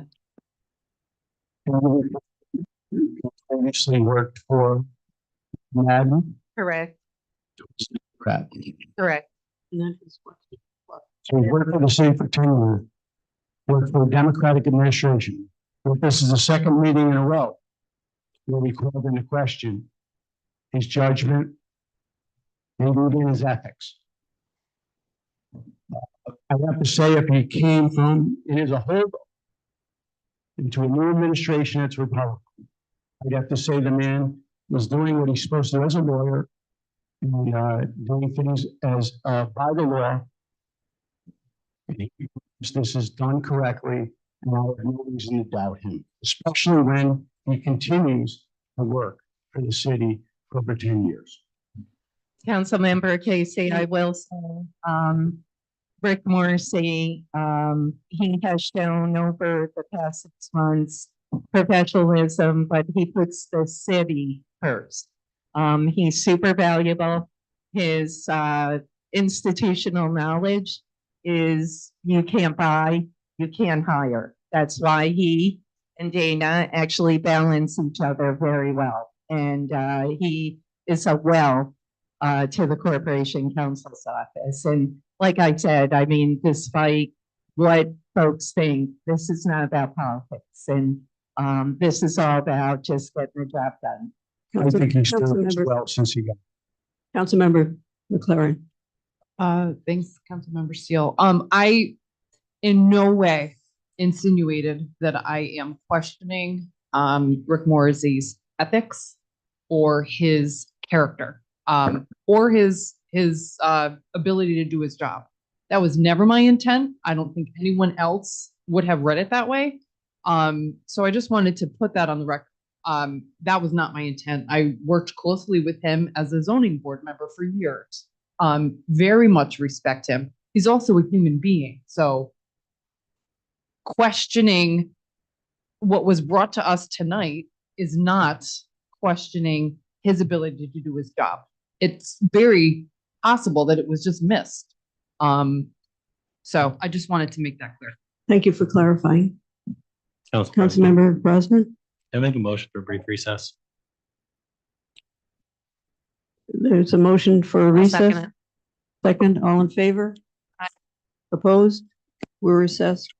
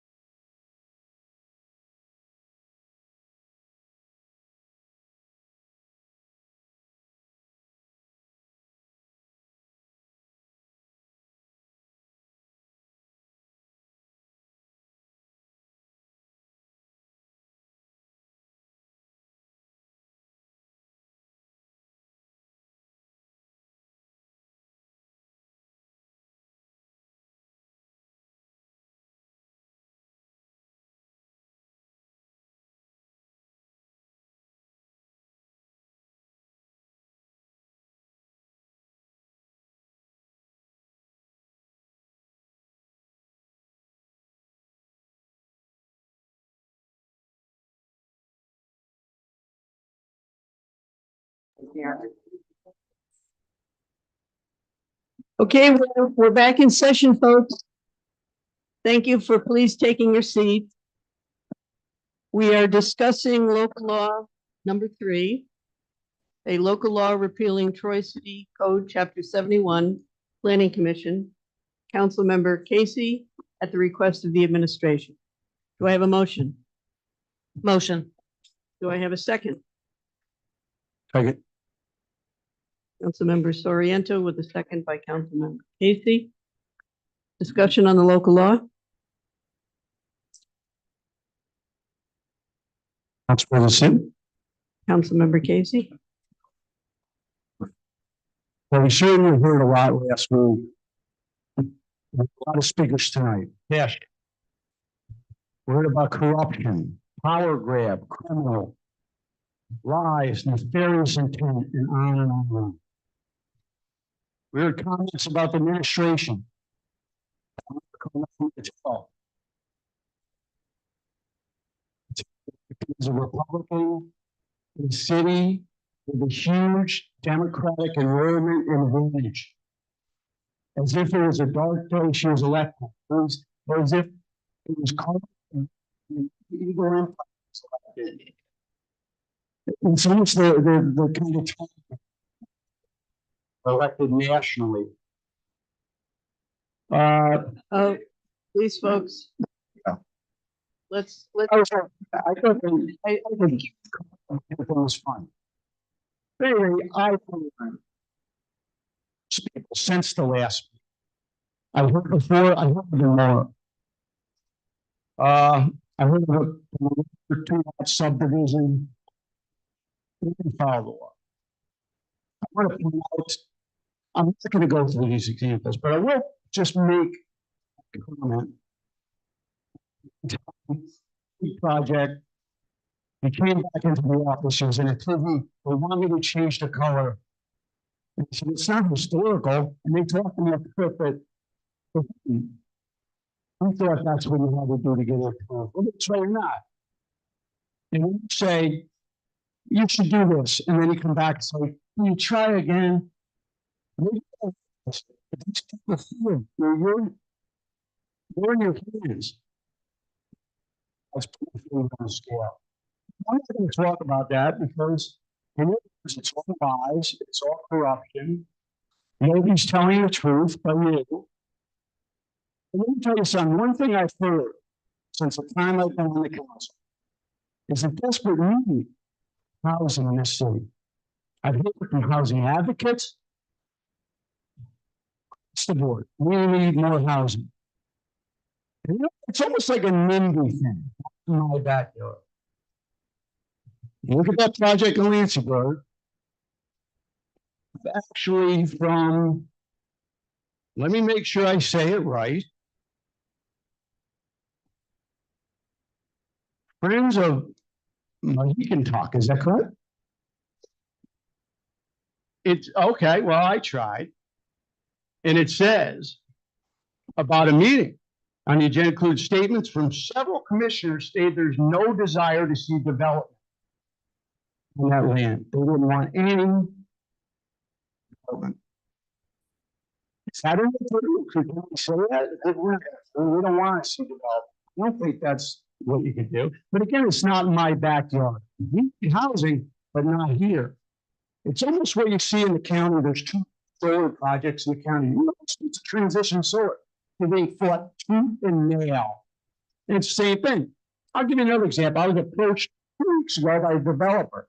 There's an area in South Troy and everything burned down probably a year I was born or before it. It's asphalt, there's a road, asphalt with an old foundation.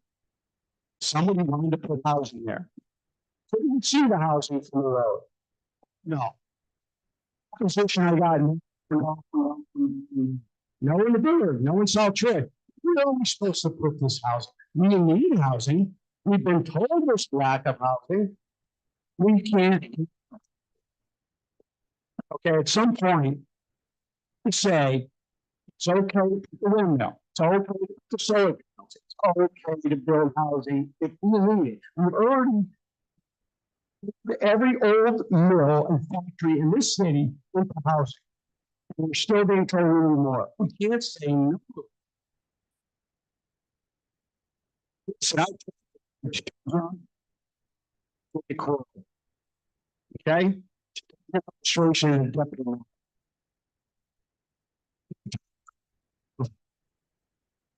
Back and forth how this happened. They said when they did it, they talked of packed rooms, outrage. Same things. Threats, on and on. It's the exact same thing happening now. Again, we'll point out the history. Now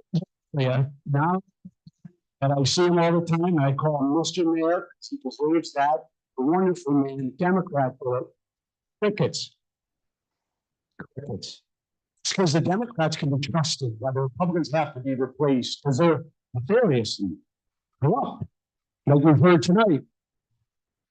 Well, again, I will talk about Peter Kuhar, who was the head of the plan.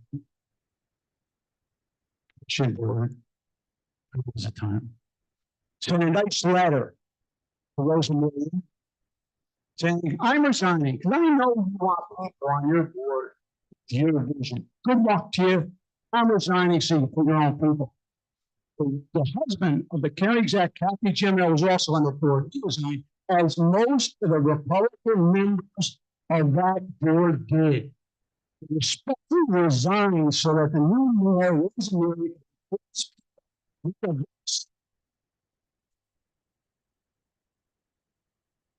That's what they did. And the vote, no fanfare. No fanfare whatsoever. That's interesting.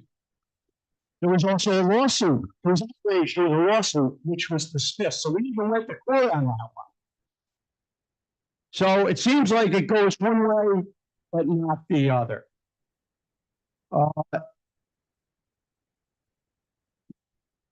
Republican members, like I said, resigned.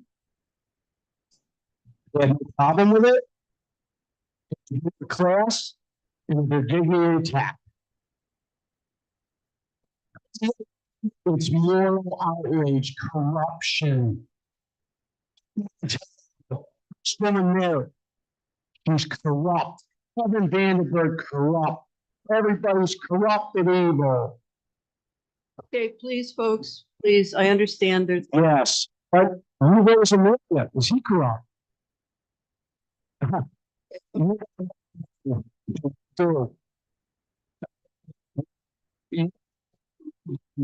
you just said about that man was ridiculous. He was a fine, fine man. Wrap it up, please. Speak. Things you said were inappropriate. Some of the accusations, including saying that because we had a problem for the first time, and I never experienced problem with the elevator, somehow it was a conspiracy. Okay, all right. Yeah. Folks, I truly understand you want a dialogue, but could we do it after the meeting, please? He speaks loud. Do you have any more to say? It's not public forum right now. Can you please control the crowd or? I just did. Would you? Well, if I'm speaking loud, I just want to apologize. The world actually has some hearing loss. A fire happened with severe hearing loss because of sirens over the years, and I apologize for that. But after what I've said, I'm happy to sponsor this legislation. I'm certainly happy to vote for it. Thank you. Thank you. Council President, Councilmember Sorian. I also want to thank everybody for coming and speaking their mind. Some of you were very respectful, others, I wish I could say the same. However, those that came from all over New York State, Round Lake and Waterford, I want to really thank you for coming tonight, visiting Troy. Really does mean a lot to me. I hope that you really do enjoy our city. It is beautiful, so I do want to thank you for that. As far as Everything else, I pretty much said it all 2 weeks ago. So that's it. Council President, Councilmember Keel.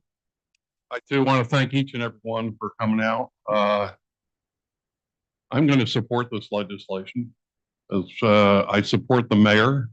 I think she's doing a wonderful job as an executive here in the city. Yeah, we got some issues to tackle.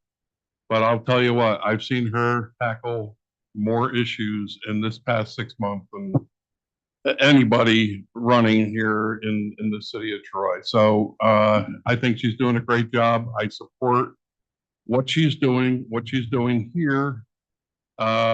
Is this new council going to be the end all? Not at all. It'll be a change. And that's pretty much it. They voted for change here in the city. I had the first person who spoke here last time, here again tonight, she ran against me. If anybody wanted that style of individual to, with her ideas to win, they could have voted for her. I thank the people in District 1 for voting for me. I'm going to support this legislation, and I thank you for coming from all over New York State. I heard New York City, Round Lake, Leo, but this is Troy, and Troy is what tells me what to do. Thank you. Any other comments? Before we bring this to a vote, I would like to say, Councilmember Casey, I think there's a huge difference between the way this was handled and the way it's been handled in the past. I was one of those members who Mayor Tutunjan knocked off the Planning Commission. I wasn't happy about it. It was done politically, as this is done politically. The difference was my reputation was not tarnished. I was not muddied out as these unfortunate commission members have been. And I would like to apologize for the mayor, because I think you folks have been absolutely treated horrifically. There were so many other ways this could have been handled. And this is just another example of poor leadership. There was no need to impugn your reputations. There are mechanisms for removal, as we've heard repeatedly by speakers. If there were legitimate reasons for removal, they would have been made. This is political, pure and simple. It could have been done differently, and the people would not have suffered as you have. And I am so sorry that you have had to go through this. You have worked so hard as citizens of Troy to make your community better.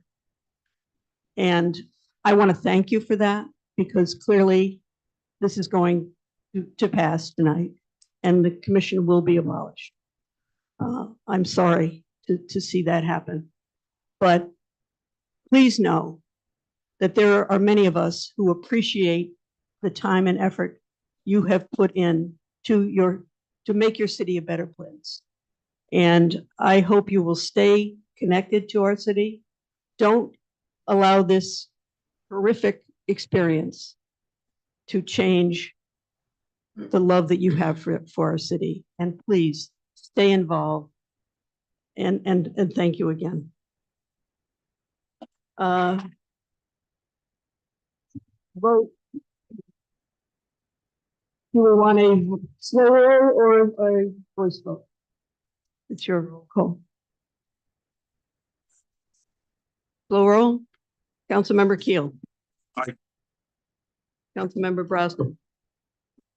I've gotten a lot of emails about this. I've gotten a lot of phone calls about this. Spent probably hours speaking to people in the crowd about this.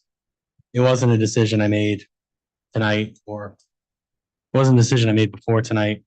There's a lot at stake. I think voting aye would be greater good for the city of Troy long term. So I'm going to vote aye. Councilmember McLaren.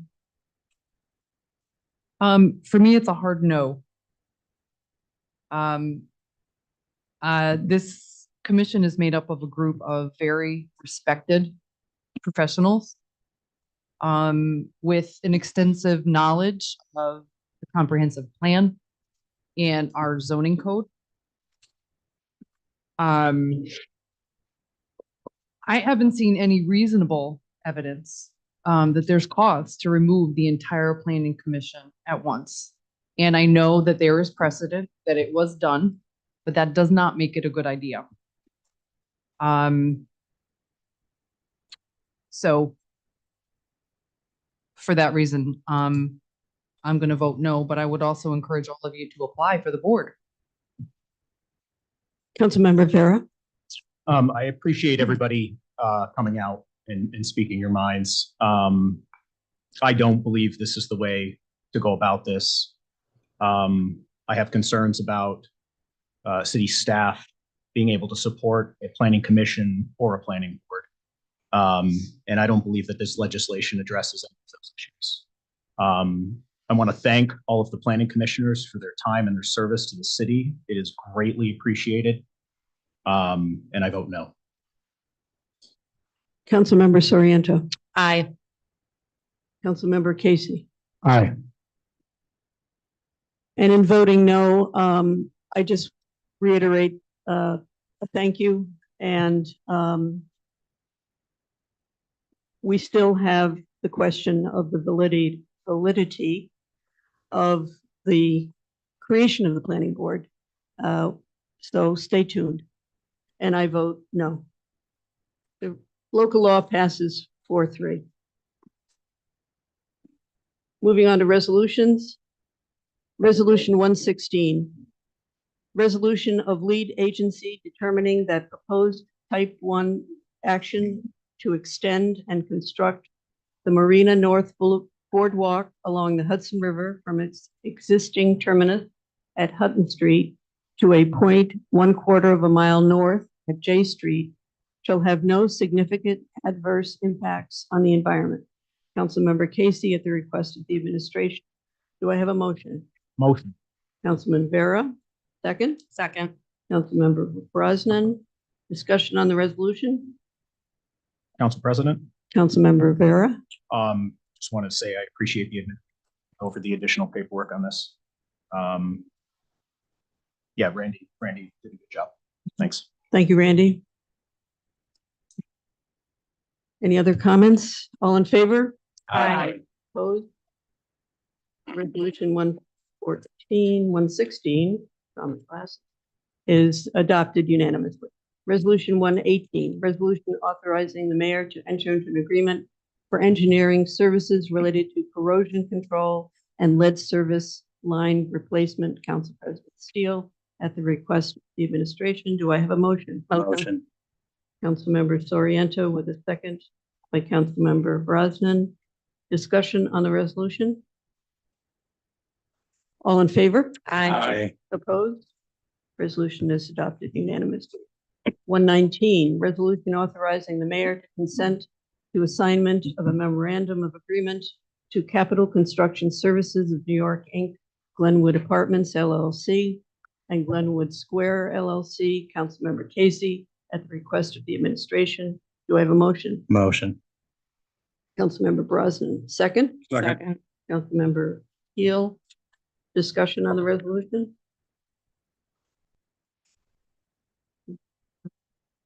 All in favor? Aye. Opposed?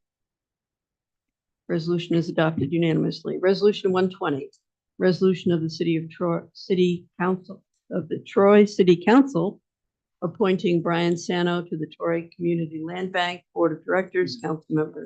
Council President Steele, Councilmember Keel, Councilmember Brosnan. Do I have a motion? Motion. Councilmember McLaren, second. Second. Councilmember Brosnan, discussion on the resolution. Council President. Councilmember Brosnan. I'm excited for the two land bank appointments. A lot of the land bank buildings are in District 2, abandoned buildings that need the rehab and the ability to get fixed, taken care of, and reappropriated to the public. I'm excited that that's happening with these two appointments. Thank you. I can speak personally, Brian is a terrific appointment. He'll be a wonderful asset to the land bank, a real stellar go-to community guy. So I'm thrilled to see him stepping up for this. Any other comments? Council President. Councilmember Casey. I'd say I don't have a lot of land properties in my district. And this was brought to our attention from Council District 2 Representative Osner. Project are moving forward.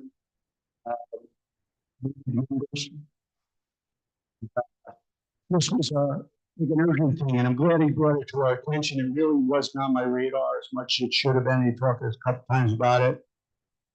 And it was great. He had a few names. It's good to get some well-qualified people in there. There's also, I guess, some appointments from the mayor's office. Hopefully get them soon, but it's just great to get these going. And thank you, Ryan, for bringing it to our attention that there's definitely urgency needed down in North Central with this. Thank you. All in favor? Aye. Opposed? Resolution is adopted unanimously. Resolution 121, resolution of the Troy City Council appointing Monica Kuzieski to the Troy Community Land Bank Board of Directors, Council President Steele, Councilmember Keel, Councilmember Brosnan. Do I have a motion? Motion. Councilmember Vera, second. Second. Councilmember Brosnan. Discussion on the resolution. President Steele. Councilmember Keel. This particular appointment was brought to my attention, and she was the former deputy mayor, Democrat, well, under the Democratic administration. But and all I got was good reports about her. So and that she would be a good land bank appointee. I got this from Brad Lewis, who is Brad, you're here. What's your position? Executive Director. Executive Director, Brad Lewis of the Land Bank. And I said, you know what?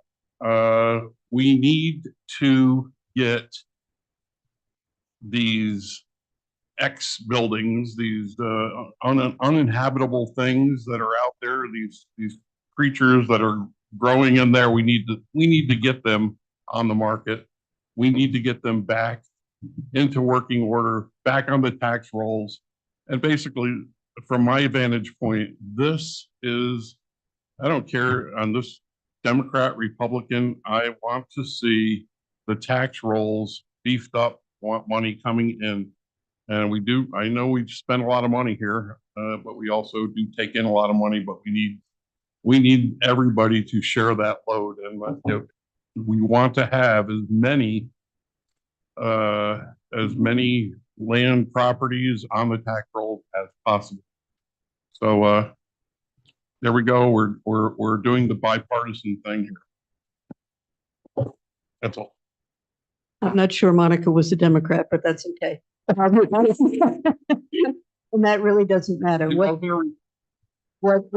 really matters is that she actually created the land bank.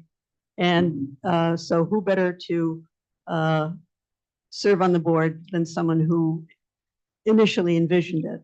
So I'm thrilled that she, although not working in our city at the moment, is willing to serve our city. Thank you. Councilmember Casey. Thank you. I just want to say real quick, shout out to Brad Lewis. You're in a great position. I love that you're in the position because you took a house 2 doors from me at on 4th Street, Jim Madison Row, that I thought I could knock down by just kicking it. And you turned it into a beautiful property, and you've done that throughout the city. It really impressed me. That's why I'm so glad you're in this spot. And as far as this, yes, I heard it was a little, when I first heard the name, I was like, I'm not sure, but when it came in and enough people, and then I found out originally the name was put forth by Jim Dodd, representative for District One, who I followed as pro tem. He said it. When I looked at the resume and talked to the people, yes, it just has nothing to do with politics. We need people on that board. We need to get projects moving. So that's for it and great. It's just great that it's a bipartisan kind of thing. Thank you. All in favor? Aye. Opposed? No.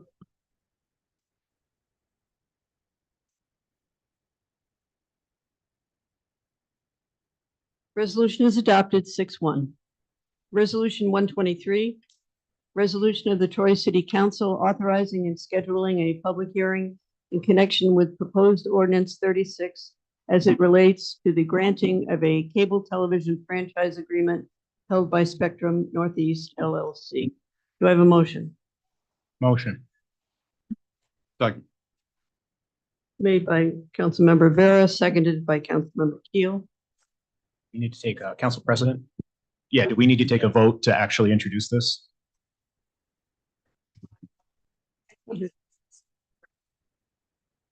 Oh, okay. All right. In order for this to be put on the agenda, we first need to have, I think it's at least 4, but we'll go, I think unanimous.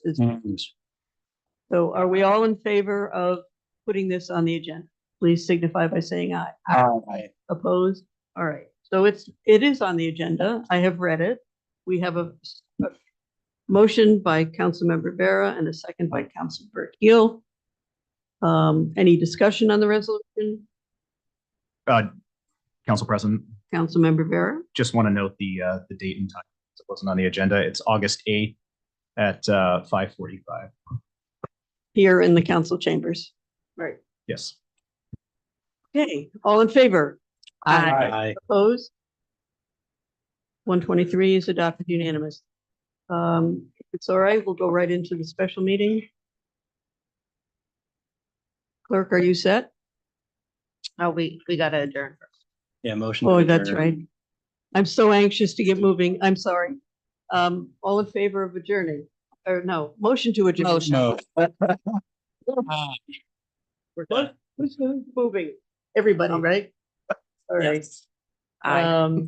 All in favor? Aye. We are adjourned. So we're going to continue. So we have another meeting. Oh, Pledge. I made a motion to dispense with the pledge. Will you break? I'm waiting for Maria to be ready. Okay. You're ready? Okay. Please rise for the Pledge of Allegiance.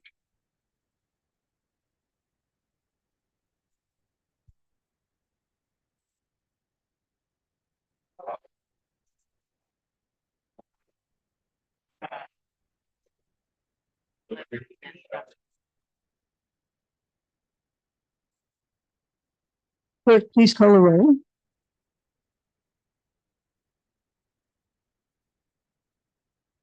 Councilmember Keel, Present. Councilmember Brosnan, Here. Councilmember Spain McLaren, Present. Councilmember Vera, Present. Councilmember Soriento. Here. Councilmember Casey, Council President Steele, Present. all are present. Our agenda includes one local law, one ordinance, and a number of resolutions. But at this time, I think if anyone wanted to see the actual agenda, they are in the back of the room. At this point, we would entertain comment on any item on the agenda. If you wish to speak, please come forward.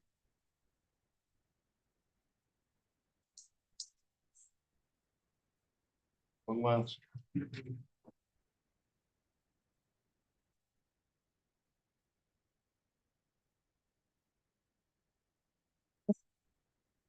And please state your name and My Thank name is Leo. Round Lake, we are one of those visitors, didn't get a I've been here for many, many years, but I appreciate it. There's not much more to say. I do have a question, and that is, can we pause and call Rick Morrissey? Is he like to ask the question instead of interpreting his thoughts? I know it's a tough ask. It's 9:30 or something like that, but that might be helpful to hear directly. Other than that, I do want to thank hard work, especially of Council President and the rest too, for trying to listen to a certain degree, and the clerk for her work, but especially the planning commissioners. And that's really what I wanted to come up. They're awesome.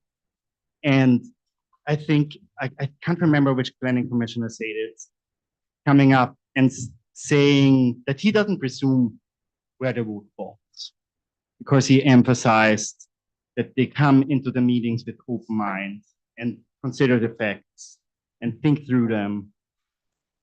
And that's why people are here, because we trust them. We see them work. We've seen also past planning commissioner work hard, do the same. And that's why people turned out here and defended them, because we see good work in the service community, and that's why people turned out. I think they turned off listening to many of you, frankly. And I just would wonder who will show up to defend you in that manner. And that goes to the point of trust, and might not reach much, might reach some of you who ran not imagining to just follow orders and push something through, but want to make a difference, and ended up thinking, God, this is part of the game. It's not. And the Planning Commission lives that every day. And that's why we're here. And I'm just grateful. Yeah. Thank you. Thank you, Leo.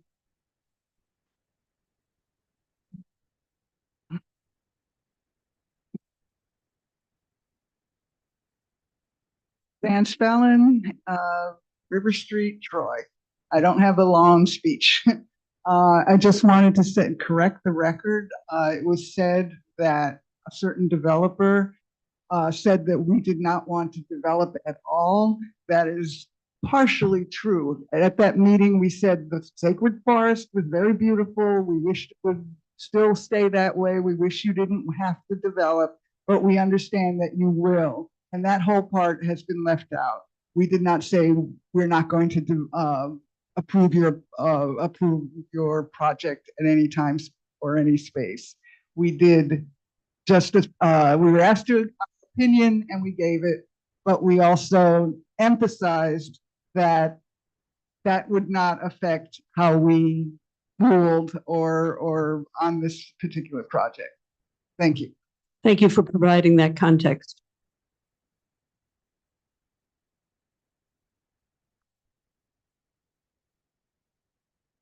James Rath, 398 William Street.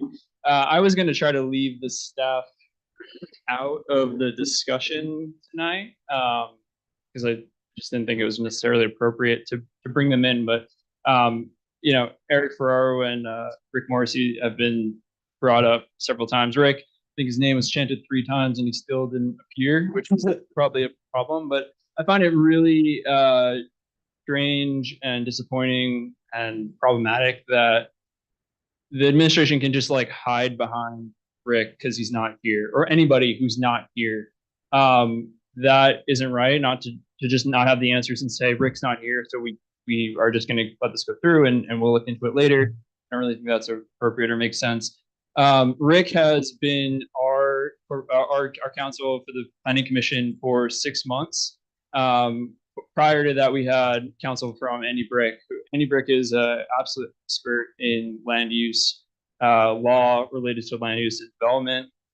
Rick is great. I think he, I don't know what his specialty is, but it's been great working with him.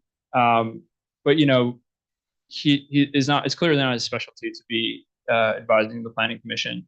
Regardless, you know, we do rely on whoever is in that council position to guide us. And it's very common for me, especially, and several of my colleagues to ask for guidance in the middle of the meeting And then one thing I try to do whenever there's contentious cases or, things that I have questions on is I like to ask after the meeting for feedback and for insight. And so at the last week's meeting, last Wednesday, I did ask Rick. It's on the record. I'm sure it's in the minutes or on the recording. You can watch it. And I said, Rick, hey, did we operate within our purview? I know we had 2 big cases. We had the Detroit Savings Bank Music Hall being one of them. And Rick, diplomatically and within his lawyer speak, did say tonight, yes, you did operate within your purview. That is not a different response from what I've done for the past 3 years of working on the Planning Commission. So again, if we're going to say that we're going to listen to Rick in this instance, why aren't we listening to him when he tells us directly that we're operating within our purview? Secondly, Eric Ferraro is one of the hardest working people I've worked with in the city of Troy. I was one of his predecessors. I worked in that exact position in that exact office. And I just want to make it crystal clear to all of you, and especially the administration, that he cannot be reinvigorated. He is working extremely hard. He's doing everything he possibly can. The man does not need to be reinvigorated. He does not need another training to go to that it's going to take him away from his tasks. I'm sure he would love that, but the problem is there's nobody else there to pick up the slack. So as council members, if you want to make this process work better, if you want to make development easier in Troy and better in Troy, you need to give people like Eric, the planning department, corporation council, whoever it is, resources, not reinvigoration, not this vague term or trainings that are going to take them away from the daily tasks. You need to give them resources. Specifically, the planning department needs more staff. Does not need Eric doing another thing. It needs more people, more hands on deck to work on on the planning board, on the zoning board, on the historic review commission, on transportation projects, on economic development. The people, the 3 or 4 or 5 people in that office who are trying to share the load, it's not enough. So no amount of reinvigoration is going to do that. Thank you. Thank you, James.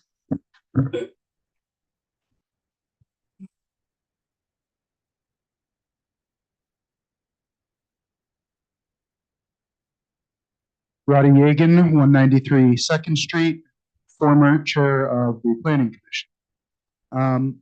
I just wanted to start by thanking everyone who came to support us, and to the council people that voted against keeping the Planning Commission or repealing it. It's an atrocity. What you've done has completely eroded my faith individually in our city, in our civil discourse, in the civic process. I am personally immediately thinking about leaving this. I've been here for 16 years. I'm an RPI graduate, fell in love with the city. It's why I joined the Planning Commission. I am gravely disheartened. Councilperson Casey, it was clear that you missed the entire point. All you focused on was a concept of red versus blue, and you heard that this was about politics. It wasn't. People were trying to tell you our commission does its job, and it does its job well, and you haven't presented any evidence to the contrary. You mentioned 1818 Fifth. I know that's the project you're talking about. I'll send you the exact seeker code path that justifies the action. This is very, very disappointing. One thing I wanted to ask about or deliberate on after we've spoken. The city used to have an ethics commission. I look online and see that the last minutes for it were from 2021. There are still members listed on the website for that commission.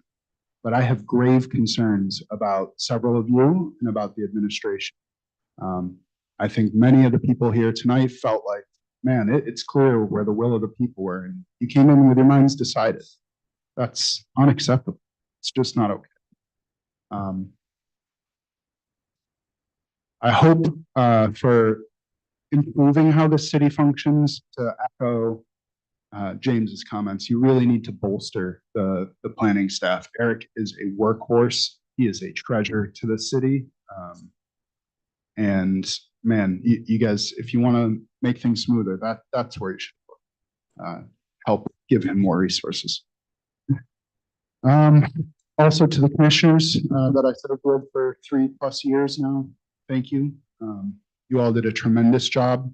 To the notion that we stopped housing and that there's a cry for more housing and we just repeatedly left and right stand in the way of it. I reference 40 projects right now that come to mind as an example of large scale residential developments, including a mix of affordable care, affordable housing, market rate, college targeted housing, you name it, we brought it to the city. It's just really unfortunate to be so mischaracterized. Best of luck to you all. Thank you, Roddy.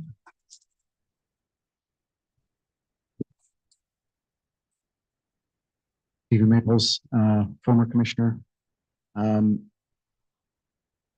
Yeah, you'll have to excuse me if I get a bit emotional.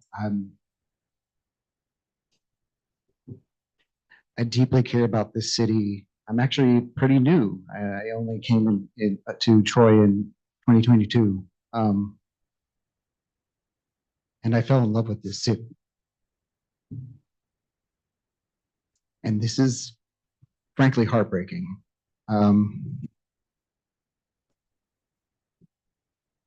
To hear my own representative mischaracterize, misunderstand. And frankly, in that entire housing diatribe, sort of made the point that this is about 11. So appreciate that confirmation. And the fact that he doesn't seem to be able or willing to understand the difference between being wrong and lying is really disturbing. But I've come to end this meeting and I'm frankly tired of even being angry about this. I've obviously let my emotions, get to me in a way that I don't really want that to be, reflective of the work that I do. And in that spirit, I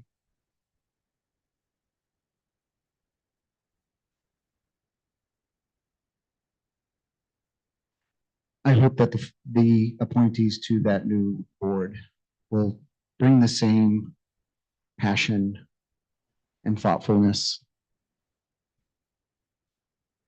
and skills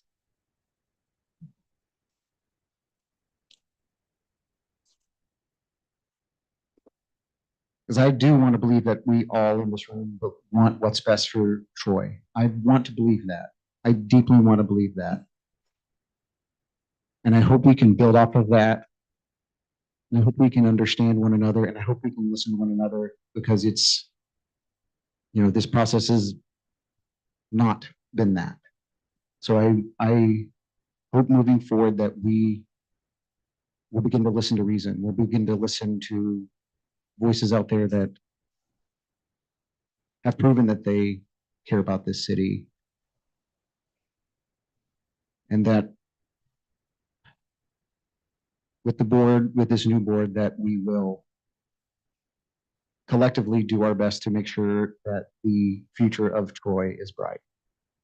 Thank you. Thank you, Stephen.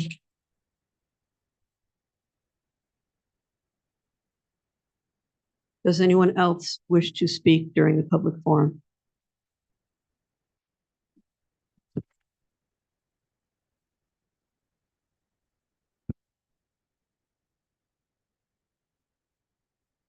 Me.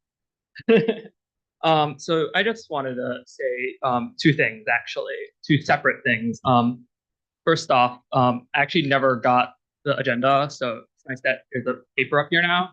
But I just wanted to say that, I think it's really important that Troy gets let out of its water, and we really do need to, I think this is a really good way to, help bring the city into a state where there is no lead in the water, and there is, we need to be proactive about this. We have that, bottled on money for over 5 years under, a Democratic mayor. And yes, I do give Carmela Mentello the fact that, she's getting through this issue and she is, proactively trying to get rid of it.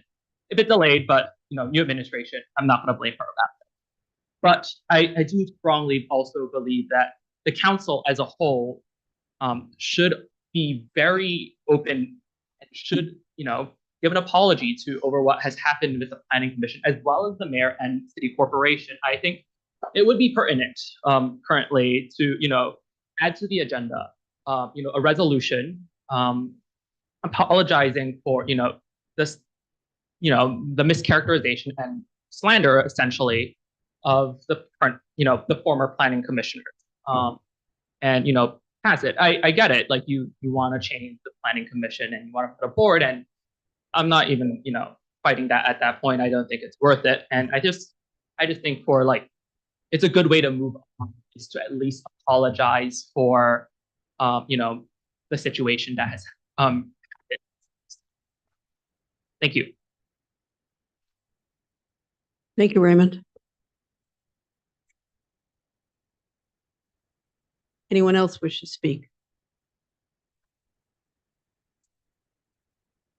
Seeing none, that concludes the public forum. Moving on to local law. Local law number 3. Local law number 3, a local law repealing the Troy City Code, Chapter 71, Planning Commission, Councilmember Casey at the request of the administration. Do I have a motion? Motion. Councilmember Keel. Second? Second. Councilmember Soriento. Discussion on the local law? Councilmember Casey. As much as I'd like to get out of it, I do have to address talked about earlier, was that we're taking orders from the mayor. This majority, we have our own lives. We do not take orders from Carmel Mantello. I've known Carmel for first grade together, but politically over 30 years, we've disagreed numerous times. I worked hard in my life to the point where I have 2 municipal pensions, a 30-year job, part-time job. And once in a while, I drive around like today and make fun of it. I don't need the money. Okay? She doesn't have any sway over me. We have similar beliefs. Okay? So I'm not ordered to do anything. If Carmel, if I did something and had a thought of my own, and Carmel didn't like it, I can tell you right now, I want to overwhelm my district 3-4 to 1 Democrat. So I think I'm there for as long as I want to be there. So I vote the way I want, and I know that's the way my colleagues do. So to say that we're puppets for administration, no, we're like-minded. We discuss legislation. So nobody's a puppet up here. Thank you.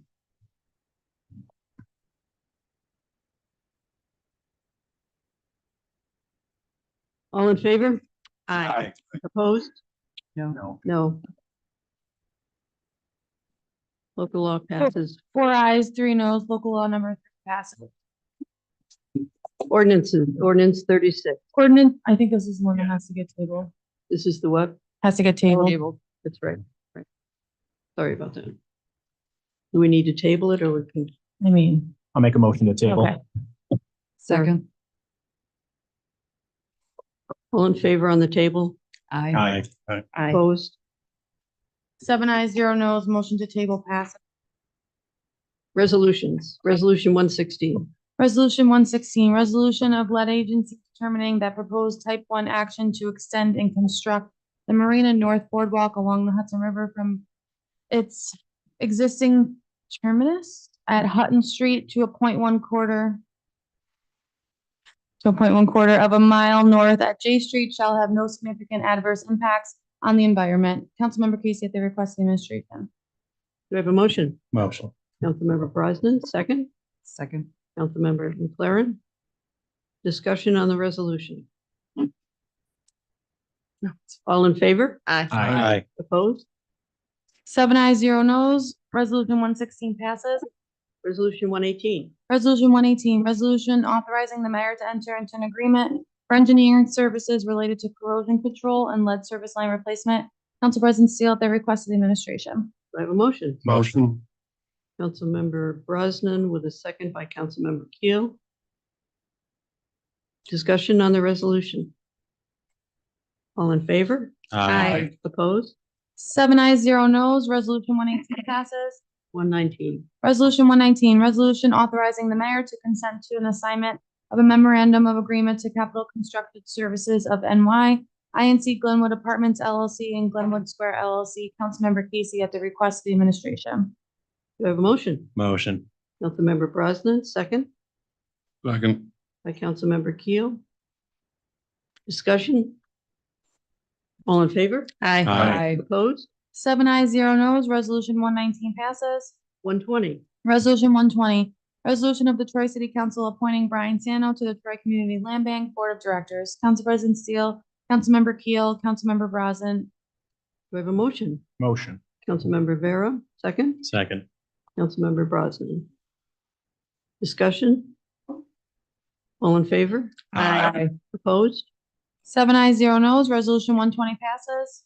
Resolution 121. Resolution 121, resolution of the Troy City Council appointing Monica Kuzieski. Kuzieski to the Troy Community Land Bank Board of Directors. Council President Steele, Councilmember Keel, Councilmember Brosnan. Do I have a motion? Motion. Councilmember McLaren, second. Second. Councilmember Brosnan. Discussion? All in favor? Aye. Opposed? No. 6 ayes, 1 no, resolution 121 passes. 123. Treasurer, correct me.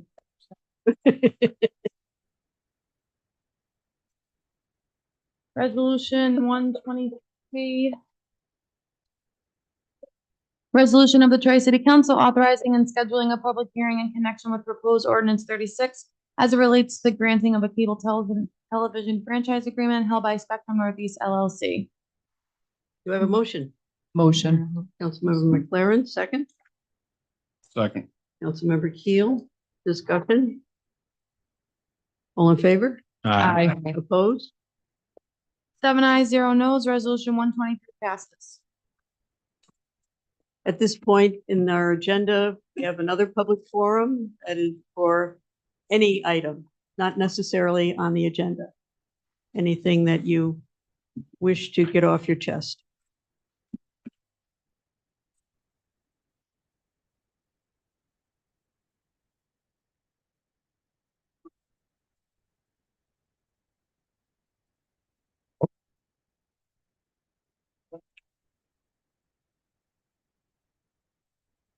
There we go. Hello. Okay, just one more time, Roddy Reagan, 193 Second Street. I just wanted to ask for the media that's present and that has been following the story of the planning commission, that you do your due diligence, bring back investigative journalism. Do your best, please. That's it.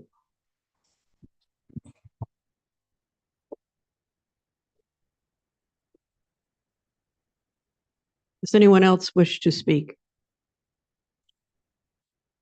Seeing none, That's awesome. Councilmember. Before we adjourn, can I just say tonight, John, Officer LaChance in the back, he's gonna be retiring.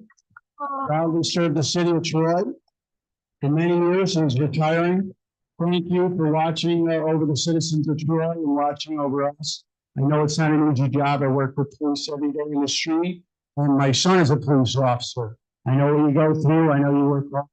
Thank you for your service to the city of Troy. Thank you. Thank you.